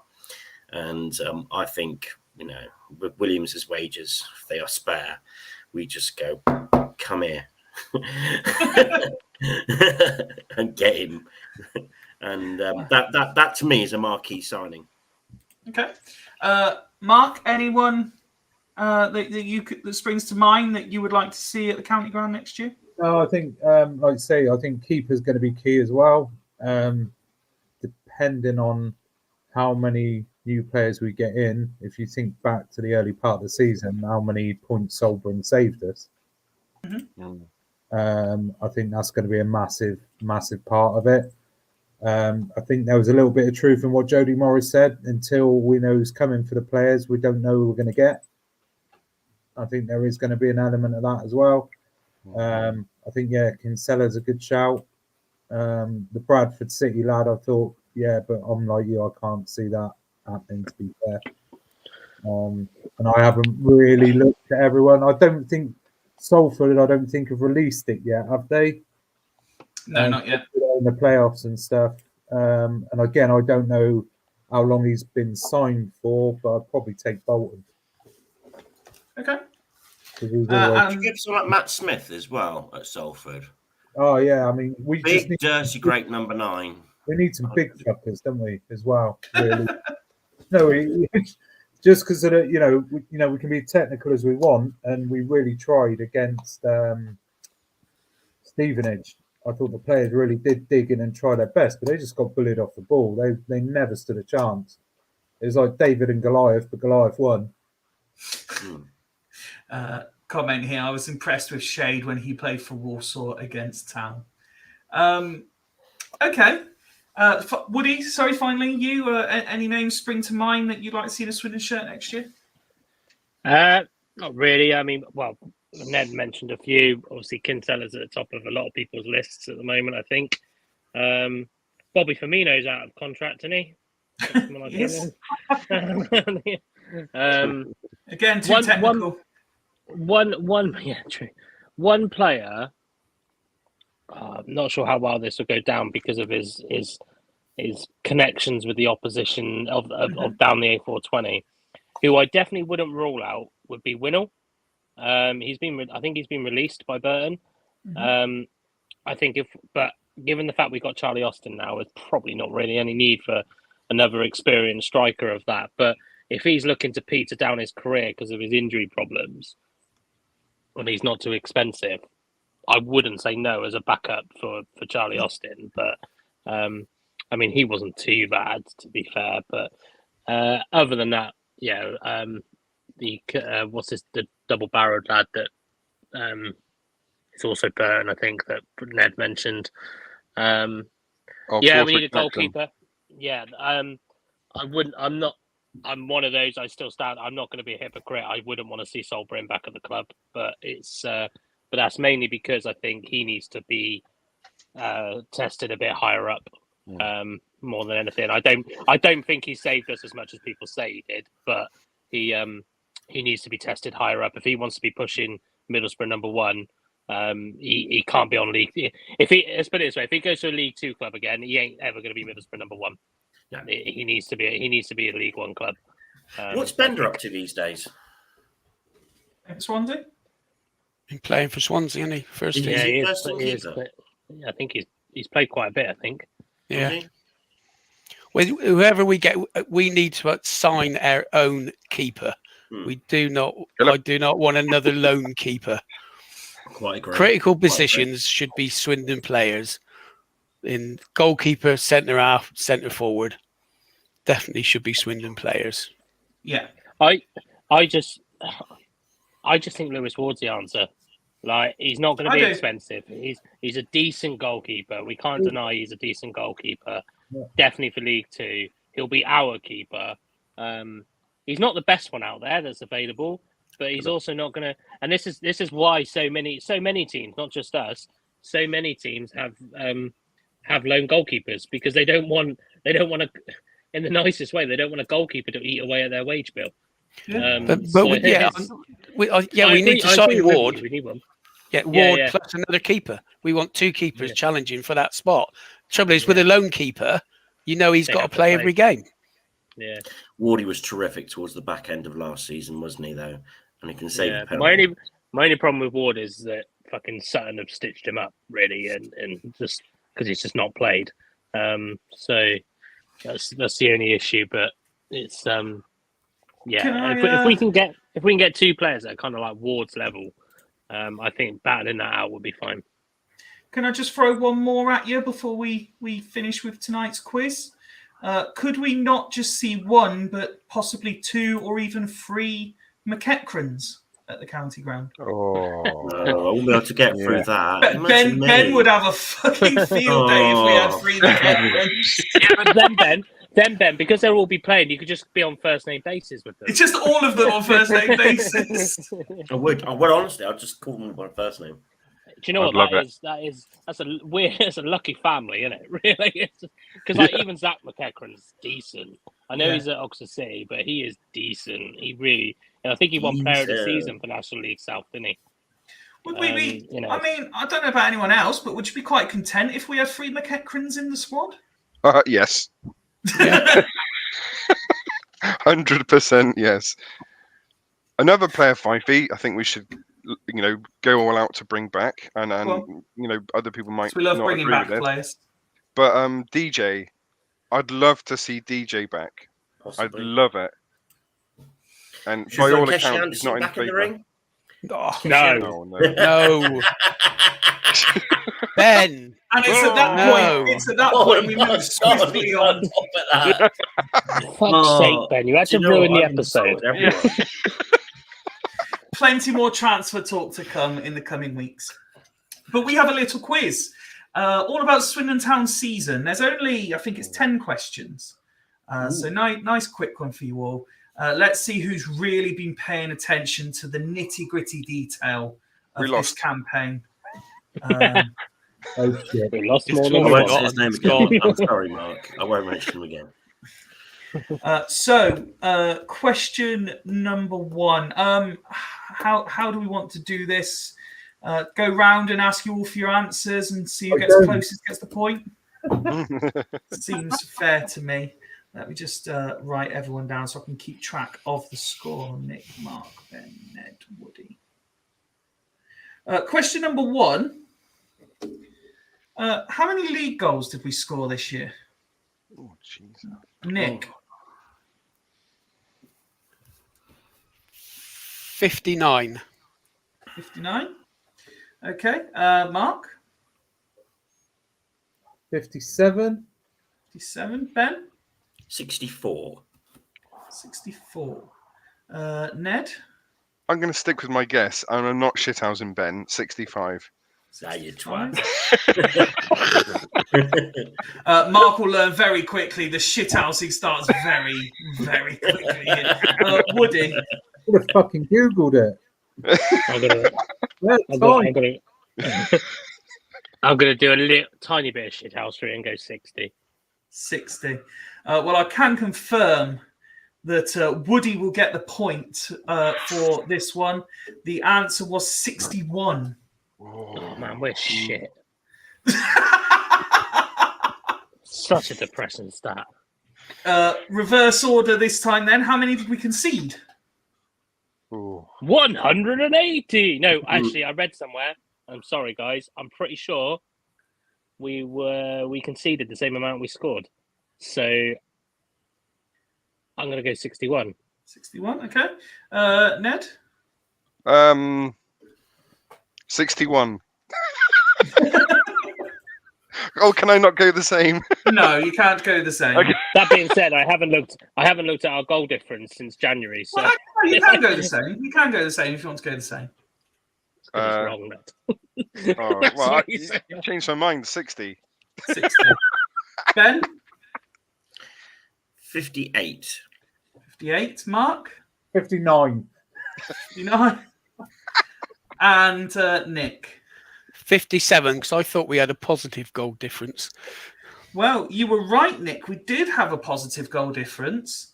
And you also get the point for being closest. You weren't quite bang on. We conceded 55. Damn you, Woody. Damn you, There's your another- confident All right. tone. There must be another stat then. There must be another stat. That's the same. That's how many points we dropped. Okay, so this is a 2-point question. And Nick, we start with you. And this will also see how well tonight's panel can count this next question. Do you remember what our longest unbeaten run was, and between which game weeks was that? Game weeks. I would say 6 and the first 6 games of the season.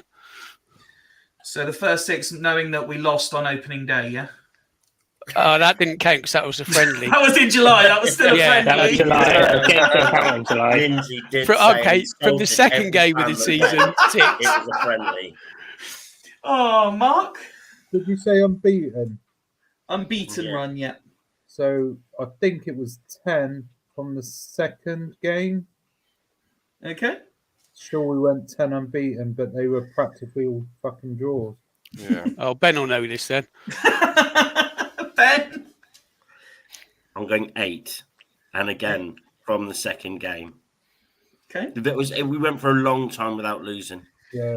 We weren't winning any, but we weren't. All those losing. draws were sensational results for us. Hey, weren't do you they? know what? Indifferent start. It wasn't it? It was an indifferent start.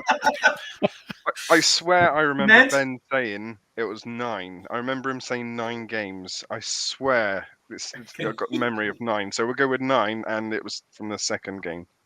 Okay, Woody? I was going to say 9. Am I allowed to say the same? You are, yeah? 9 from second game. Ned and Woody are both correct. It was 9 Yes. from the second game. One off. And if I've asked it one way, then we go back the other.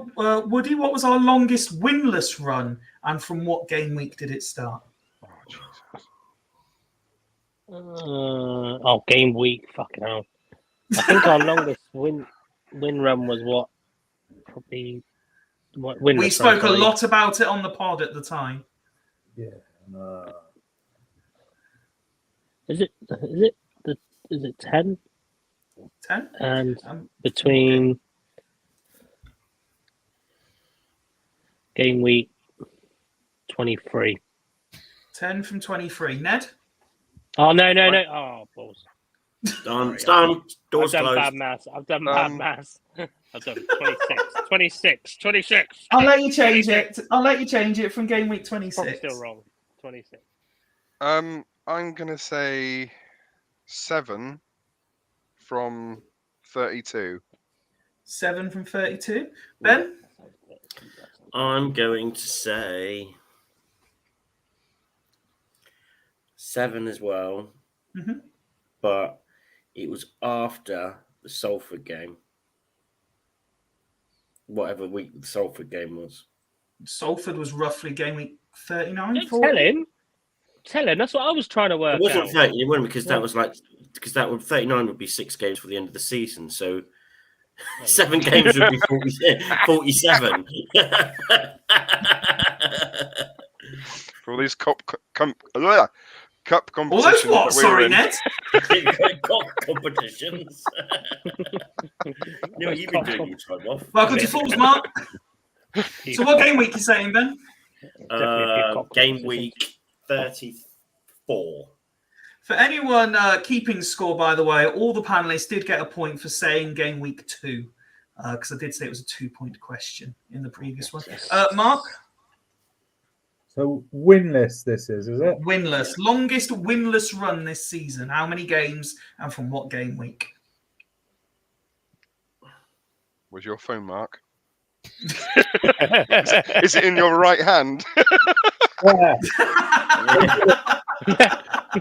Oh, he's got one of those Polaroid cameras that you can't see the screen. With the telly, but you know. No, I'm trying to think. It's either going to be at the beginning when we were drawing all the time. Oh, look at that. He's made him think now. And I'm trying to think when we played Rochdale, because wasn't that our first win? Rochdale was our first win. So it's either that or when Morris came in, surely. That's what I've got. I've got on Morris. Yeah, I've got which, Morris. like you say, after the Salford game. Fuck. Hurry up, Mark, for fuck's sake. It's all this shit out there, isn't it? All right, I'm going to... We're getting messages from Joe soon. Tell him to hurry up. Yeah. Indecisive bastard. That's right, mate. You take your time. I'm just Googling the answer to the next question. You carry on with it. But the worst thing is, you've obviously got the questions and you didn't Google them first. I'm going to give you a chance ready for my home run in a minute. So FYI, I've thrown my phone away now. So I'm going to go week 6. And I'm going to say...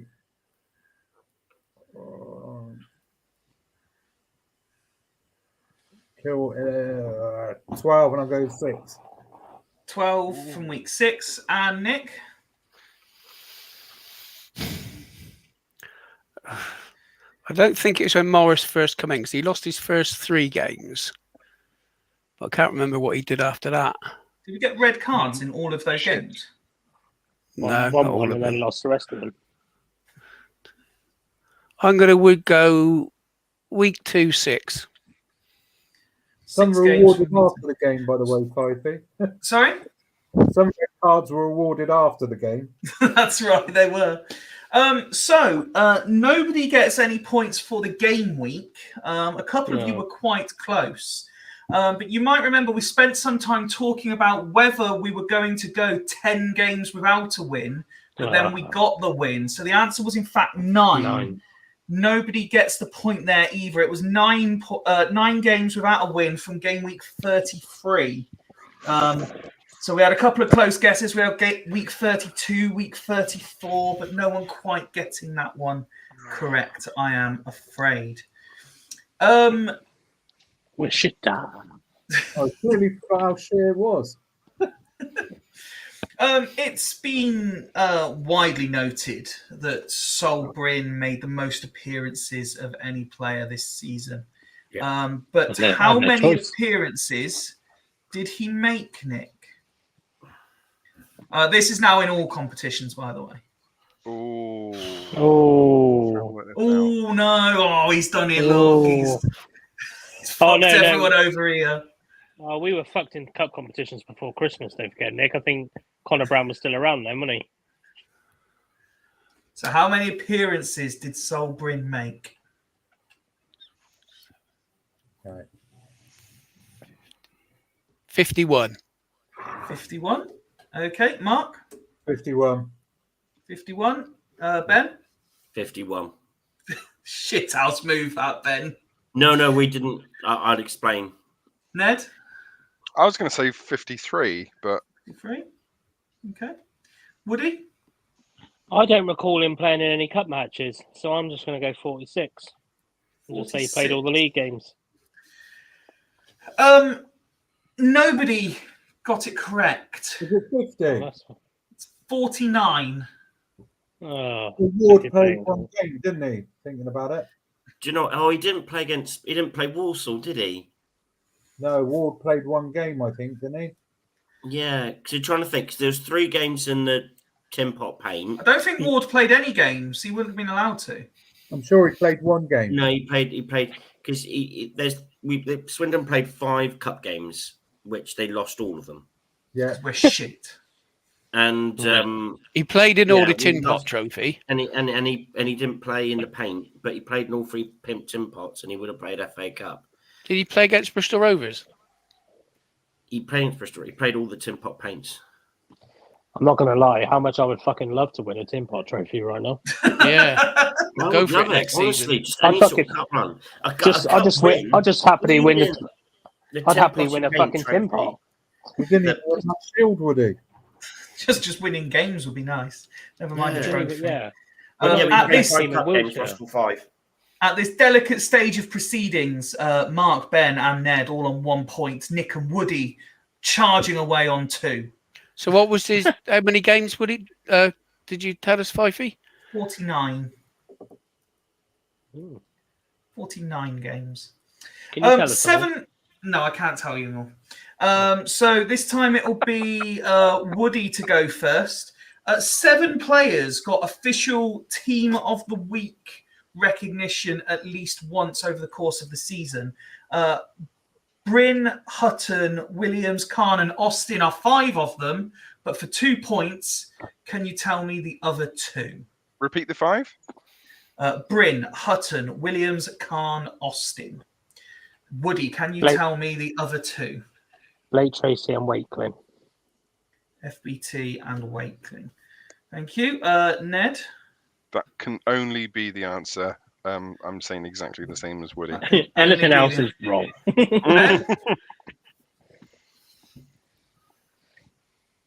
Ben? What's the question? I went to the... Oh, for fuck's sake. 7 players got official Team of the Week entries on at least one occasion. Bryn, In Hutton, 89-90. Bryn, Hutton, Williams, Khan, and Austin are 5 of them. But for 2 points, can you tell me the other 2? So Britain, Hutton, Khan, and You're not Austin. getting any points for telling the ones that Fifey's already told us, Ben. Yeah, no, Bryn, so Hutton, Williams, Khan, and Austin are 5 I'm giving you. Who are the other Wakeling. 2? Yep. and Russian Hepburn Murphy. Oh, that's a good shout. Lovely. Mark? FBT and Russian Hepburn Murphy. We've got the same as yeah. Ben. Yeah. And Nick? Oh, I'm going to go with the first ones, Wakeling and FBT? FBT. Well, this might surprise you, but nobody has got any points in that round. Tyree Shade. No, the other 2 players to get official entries in the McEachran. League 2 Player of the Week, Team of the Week was Brennan What? Yeah, but knocking the ref out. and Jeff Cock. Who's picking these? Did they watch the Fucking game? Mr. Magoo. Jesus Christ. Can I just go back a question ago? So if No. Bryn played, I was thinking this when I was in the bog. If Bryn's got 49, that means there's 2 cup games he didn't play. What was the other cup game? Well, that would be, I want to say Copland, but it's not. It would have been the Irish guy before he got injured, wouldn't it? Bran. Yeah, he didn't. No, No, He it was didn't play in the in. warm up though. He didn't actually. I It was didn't a know warm down. He got injured. Bryn didn't Yeah, play but that- against Crystal Palace, I don't think. Yeah, I swear didn't it, play was, them, it would have been. Ben, stop interrupting the quiz and challenging it, and just Yeah, accept it well, as I'm correct. challenging it because I think it must be 50 because No, I the official No. stat that I have been given is 49. think that is I that. think that me and Nick should get a point right for being closest. No. Oh. No, I think I should get a point for being the only person that said it was in the 40s. I'm going to prove that stat as bollocks. Okay, you do that. Sounded a While bit you like do Jimmy that, Savile then. while you do that, And it's only for fun. I know. the next stat Oh, no. in his 49 appearances, Bryn is reportedly clocked up 4,410 minutes of football. At 90. Well, surely you'd be adding something like 96. Yeah, at 96. Just to be a Only 2 other players surpassed the 3,000 minute mark. Now, you'll get a point for each player, and Oh, whoever don't gets ask us for closest to their time Oh, will jeez. get a bonus point. So, Nick, firstly, who are the only other two players to surpass 3,000 minutes this season? Hutton. Okay. Mm. I was going to say Blake Tracy, but he had a bit out through injury, wasn't he? So, Mm. but they've all been out through bloody injury.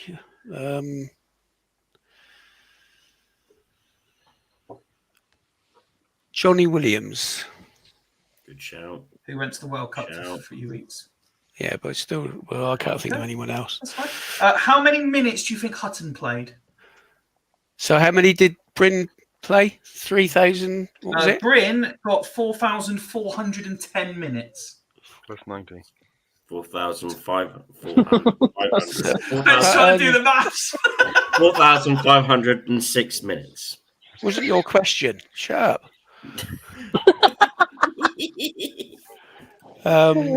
We've had someone coming in to justify the stats already. Look, Wardy goal versus Palace. 4,265. 4,265 for Hutton. And how about Williams? 4,120. 4,120. Lovely, thank you. Mark. Yeah, I'm sure it's definitely Hutton, and I'm sure I saw it somewhere the other day. I think it's around the 3,800. Gav's got involved as well, by the way. Huh? Ward played twice. 1 pizza, 1 League Cup. Stand corrected. Sorry, Fifey. Sorry, Dan. Prick.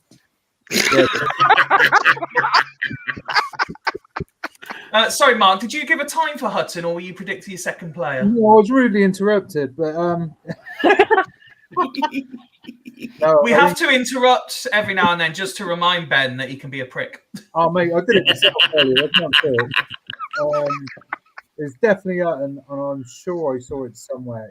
I'm sure it's something like 3.8 or 3.6. So I'll go 3.7. The other one I'll go Exactly. Are you going to give me points for the closest? Closest gets the point, yeah. Yeah, I'll go 3.7 then. That's in the middle, isn't it? Or Okay. someone sit houses me.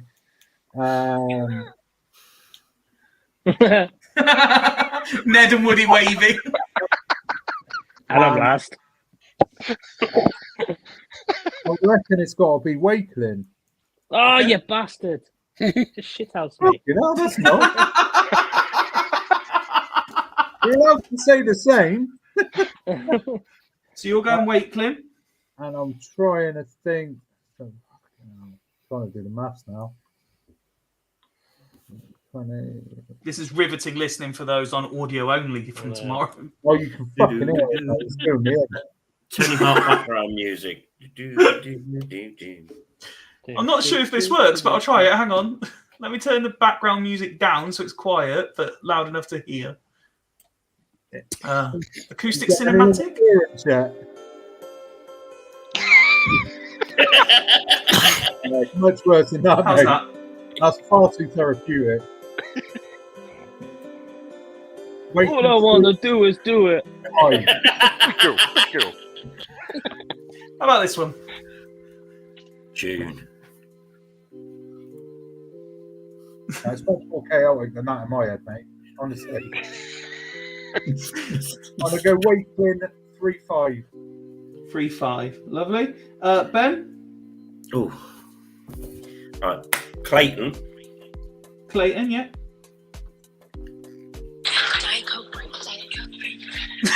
What? Stop playing Diet Coke stuff! That's Ben said it's not positive enough. Stop it! You be true. Is Wait. that your make-out music, Fifey? Eh? Is that your make-out music? This one's called Feeding the Ducks. Fifey's Makeout Mixtape 1. They call them So playlists. Clayton and Wakeling, Ben. What No, times are you No, giving I've them? got Wakeling. I'm not sure the other one yet. Oh yeah, Clayton and Wakeling. It's like giving them two. Oh no, Clayton and Williams. For fuck's sake. Clayton and Williams. And Clayton is, I'm going to make something up, 3,400. Johnny Williams, 3,700. Okay, thank you. Ned? I unfortunately, Mark, I'm going to be copying a lot of what you said because it sounds very, very good. I think that was a compliment, Ned. Yes, yeah, it's a massive It's compliment. closer in your head than mine. I'm going to say Wakelin. Jesus Christ. 3,642. Lovely. Yeah. And Round down to the nearest 5. all right, 45 then. No, which technically wouldn't be the nearest 5, but okay. Okay. I don't know, Divine maybe. Most Divine. minutes. It's not on the 50 pitch, minutes. right? Sorry, not on the pitch. Bless him, poor soul. I'm going to go with Hutton, and I'm going to say 3,865. Ooh. And finally, Woody. My boy Wakelin. He had a lot of substitution time, so I'm going to go 3,180. Just to pluck a 3,180. figure. And then Just a what? Hutton. Huh? And then Hutton. Yep. So we've had 3,700, 3,800. Fuck it, I'll go 3,900. 3,900. Lovely.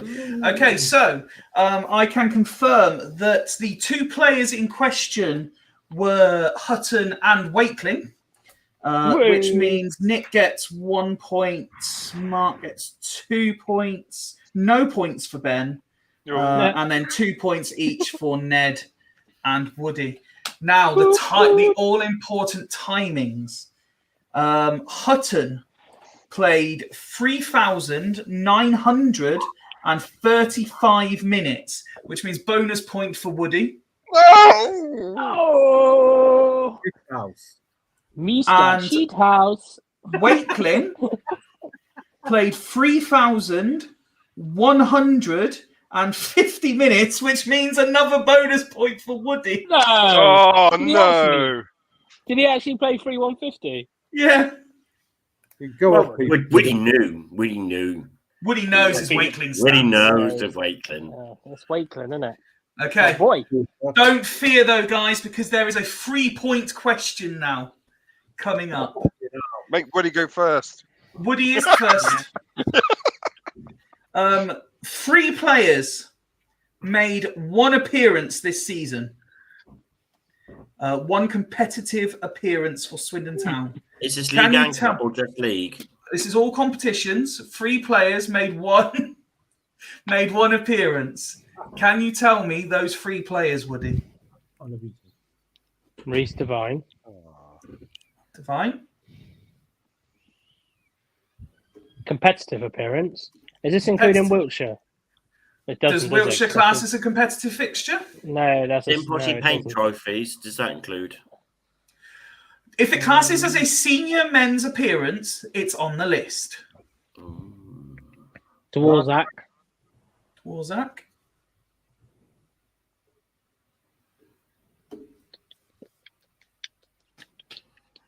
Oh, who's the young defender? One that came up through the academy. Minton? No, the other one. Oh, fuck. Is that Come on, his name. the double barrel name? While Woody thinks, do you know what I'm really disappointed Yeah, at? him. Just thinking back to the retained list. That we What? don't get to chant, feed the cow and he will score anymore. No, he's gone. We didn't get to chant that anyway. I never seen him play. Oh, we tried to chant it at Walsall in the League Cup. How did that go? How did this feed the cow? I'm going Cal Meadow because I can't And he think. will score. Moo. I think Oh, when he got subbed off, me and Mark were mooing at him. you got shut the fuck up. I'm gonna go Cal Meadow, Oh but my I think God. it's a double. I think it's a double barreled name, but I can't remember his name. I know it is. Okay. Ned? I'm going to say Divine, Fine. Wyn Davis, Ah, that's it. Wyn Davis? and I'm going to say Tank. Tank. Lovely. Boing. Ben? Wycliffe Jean, 50-50. Wyn Davis. Wycliffe. That's the name that's in my head. We said Wyn Davis. Just because he danced Is that go-go. the same as Morphy Richards? And George I'm gonna get and subbed in and November, George. yeah, subbed in November. and Ian Dolo. Dolo. yeah, Subbed in November. 55-year-old centre back Ian Dolo. So you've gone Wyn Davis. Wyn Davis, Dorzak, and I'm trying to think of his name. He's that guy that's like 16 and built like a brick shit house. Carney. No, not. He looks like a ball boy. No, that. Oh, is it Smith? What's his surname? Smith. Tom Smith, the ginger midfielder who left us about a decade ago. Fraser Bath is about 30 now. What a player he could have been, by the way. Yeah, Tom Smith. should've kept him. Everyone loved him, didn't they? Yeah, that centre back that I'm trying to think of that's quite young, that's a member on the coaching team, son. Okay. Hart, Sonny Hart. Taylor Curran. Hart, yeah, Hart. He's Taylor my- Curran. Zach McCutcheon. Mm. Or in your case, Zach McCutcheon. Zach McCreechan. Mark? Canu. Yeah. Yeah, because I made a joke about it because it had been pissing down with rain. And I remember him being on the bench and he came on. Dwozak Divine. Carney, Dorzak, Divine. And Nick? Carney played twice, I think. Wyn Davis, Drozak, and Dabry. Mo Darbreaker, yeah. Yeah, I thought that very first. Okay, so I can confirm that there have been some points. So Tom Wyn Davis is one. Yes. Well done. Sonny Hart is another. Yeah.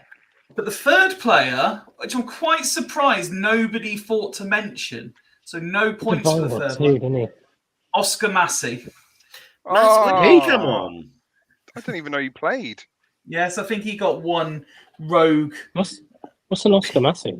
What's an Oscar? He was a waste of So It's that's, rarer than Divine. 1 point for Yeah. Nick, none for Mark, None for Woody. 2 for Ben, 1 for Ned, and Only had none remembered Wyn. none for Woody. If only I'd remembered Wyn Davis's name. Like 3 more questions, lads, and then you are done, and you can go and you can leave. Oh, How many players were used in competitive fixtures by Swindon Town this season?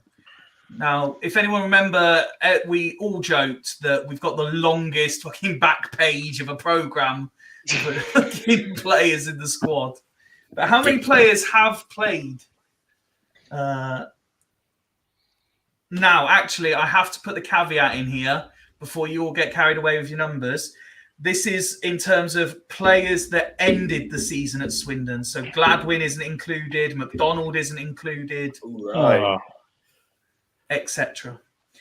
How many players? played in the season that finished with us? Yes. Right. 12. And we start this one with Nick. Does it include Bryn? 27. He's still here. Lone players count, yeah. Yeah. 27. 27. Okay, Mark?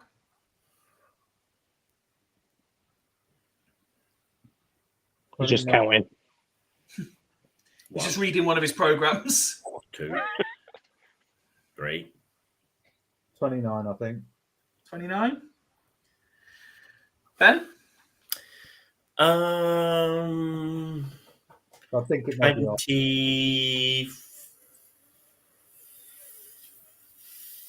24. 24. I say 24. Did you say it's league games only? No, I said all competitions. Okay, I'll go with 25. And Woody? As it includes a paint pot trophy, I'm going to go 31. 31. So I'll let you guys decide. Nobody got it right, by the way. Oh, So do we give a point to the person who got closest? Yes. yes. Yes? Yes. In which case, Woody gets another point. Hey, well done, Woody. How many? He said The 31, actual- I said 29. Eh? He said 31. I said 29. Yeah, but Yeah, and the answer's 47. the answer was 41, Mark. 41! 41 players. And that's players that are still here. Yeah. So I Jesus H. Christ. And only 12 of them turned up for the supporters dinner. True. Okay. you can have one on your table. I mean, Gav, I didn't flash this up to give any hints, but Gav did say higher in the chat if anyone was paying attention. I went for the fact that I'm pretty sure they maxed out on their changes, and we actually faced a fine, didn't we, on one of the paint trophy ones? We got a fine because we changed like 9 players. All right, Woody, that's don't not get wrong. cocky. You weren't that close. Fucking closer than you, Mark. 29. 15 off. 16 off. 17 off. There was very little, in fairness, between our end result at home and away in terms of points gained. It was actually very close. But my question is, did we earn more points at home or away, Woody? Away. Away? No, home. Sorry, home. All right, Home? Sorry, I meant to Okay. say home. Ned? Away. Away? Ben? It's either home or away. Wrong. It's the tie. Oh. I'm going for home. Home? Mark? Home. Home. And Nick? Home. Home. So only Ned went away. And he was wrong to do so. The answer was home. The We figure... should both home and away, to be fair. I would have to double check it because I didn't write it down. I just circled which one it was. But the points difference was around 5, I think. The difference in points earned at home to away wasn't a great deal at all. Yeah, it was crap. So we So going into the final question, Nick is on 5, Mark is on 4, Ben is on 5, Ned is on 4, and Woody is on 8. So I'm going to congratulate Woody, and then just for fun, I'm going to say the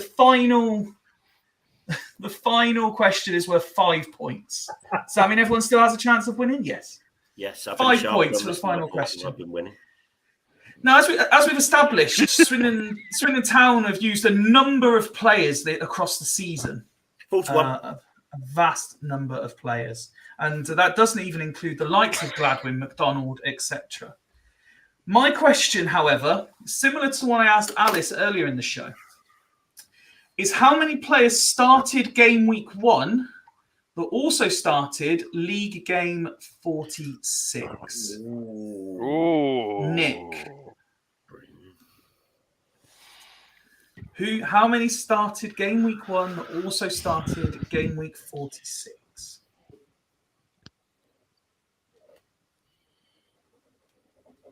4.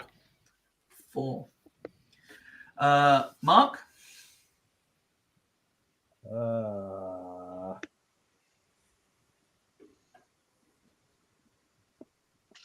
Hang on.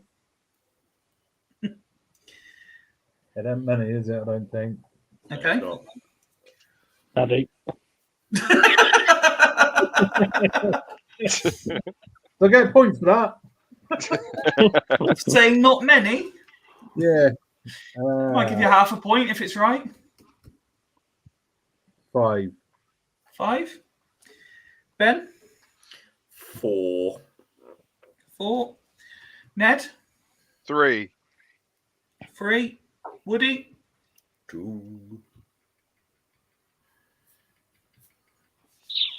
Started. Both the first and the last league game of the season. I would have said 3. I would have said 3, but Johnny Williams played against Harrogate and he didn't start in the last game, so I'm going to go 2. 2. I can confirm that the correct answer to that question is, in fact, 2. Bryn and Hutton are the only 2 players to have started both games. That tells you how much we changed our squad. We had McCurdy and Adeloy up front to start with. I think we had Baldry and who was the lad who got the concussion? Brennan. He started. And McDonald's. They were in a back 3. Yeah, Reed played. He was shite. Ian Dono. Really bad that game. Left wing back. No. Johnny Williams was pretty bad. Hutton actually played left wing back, I believe. Did he? Yeah. Because I remember. Lavinia ain't right back then. No. No. Shade. Yeah. Shade eye. Yeah, Shade started the first few games, didn't he? He did. Yeah. And then he realised he was shit. Lavinia hadn't signed then, had he? No, Lavinia hadn't signed then, I don't believe, no. That was when Harrogate did a job on McCurdy, to be fair. An absolute so there you job go. Only 2 players started the first and the last league game, which means in devastating fashion, Fools Rush In's local quiz expert has won again. 5-point finish. Fucking 5-point finish. That will pretty much now conclude our season reviews episodes. As I said, on Friday, we are joined again by fans of Carlisle and Stockport before we do a Swindon Town related playoff quiz. And then it's Bank Holiday Monday, and fear not, Fools will be back on then again with our end of season alternative awards that were previously postponed for our 3.5-hour mammoth episode the other week, among other things. A big thank you to Alice joining us for the Swindon Town Women's Season Review. A thank you to you guys for all joining in tonight. Very much appreciate your time. And a big thank you to everyone who's watched along, joined in the conversation, and to anyone listening afterwards on audio only. We've been Fools Rush In. We will see you on Friday. Until then, wishing you all a great week and very, very good night. Take my hands, take my whole life too, but I can't help falling in love.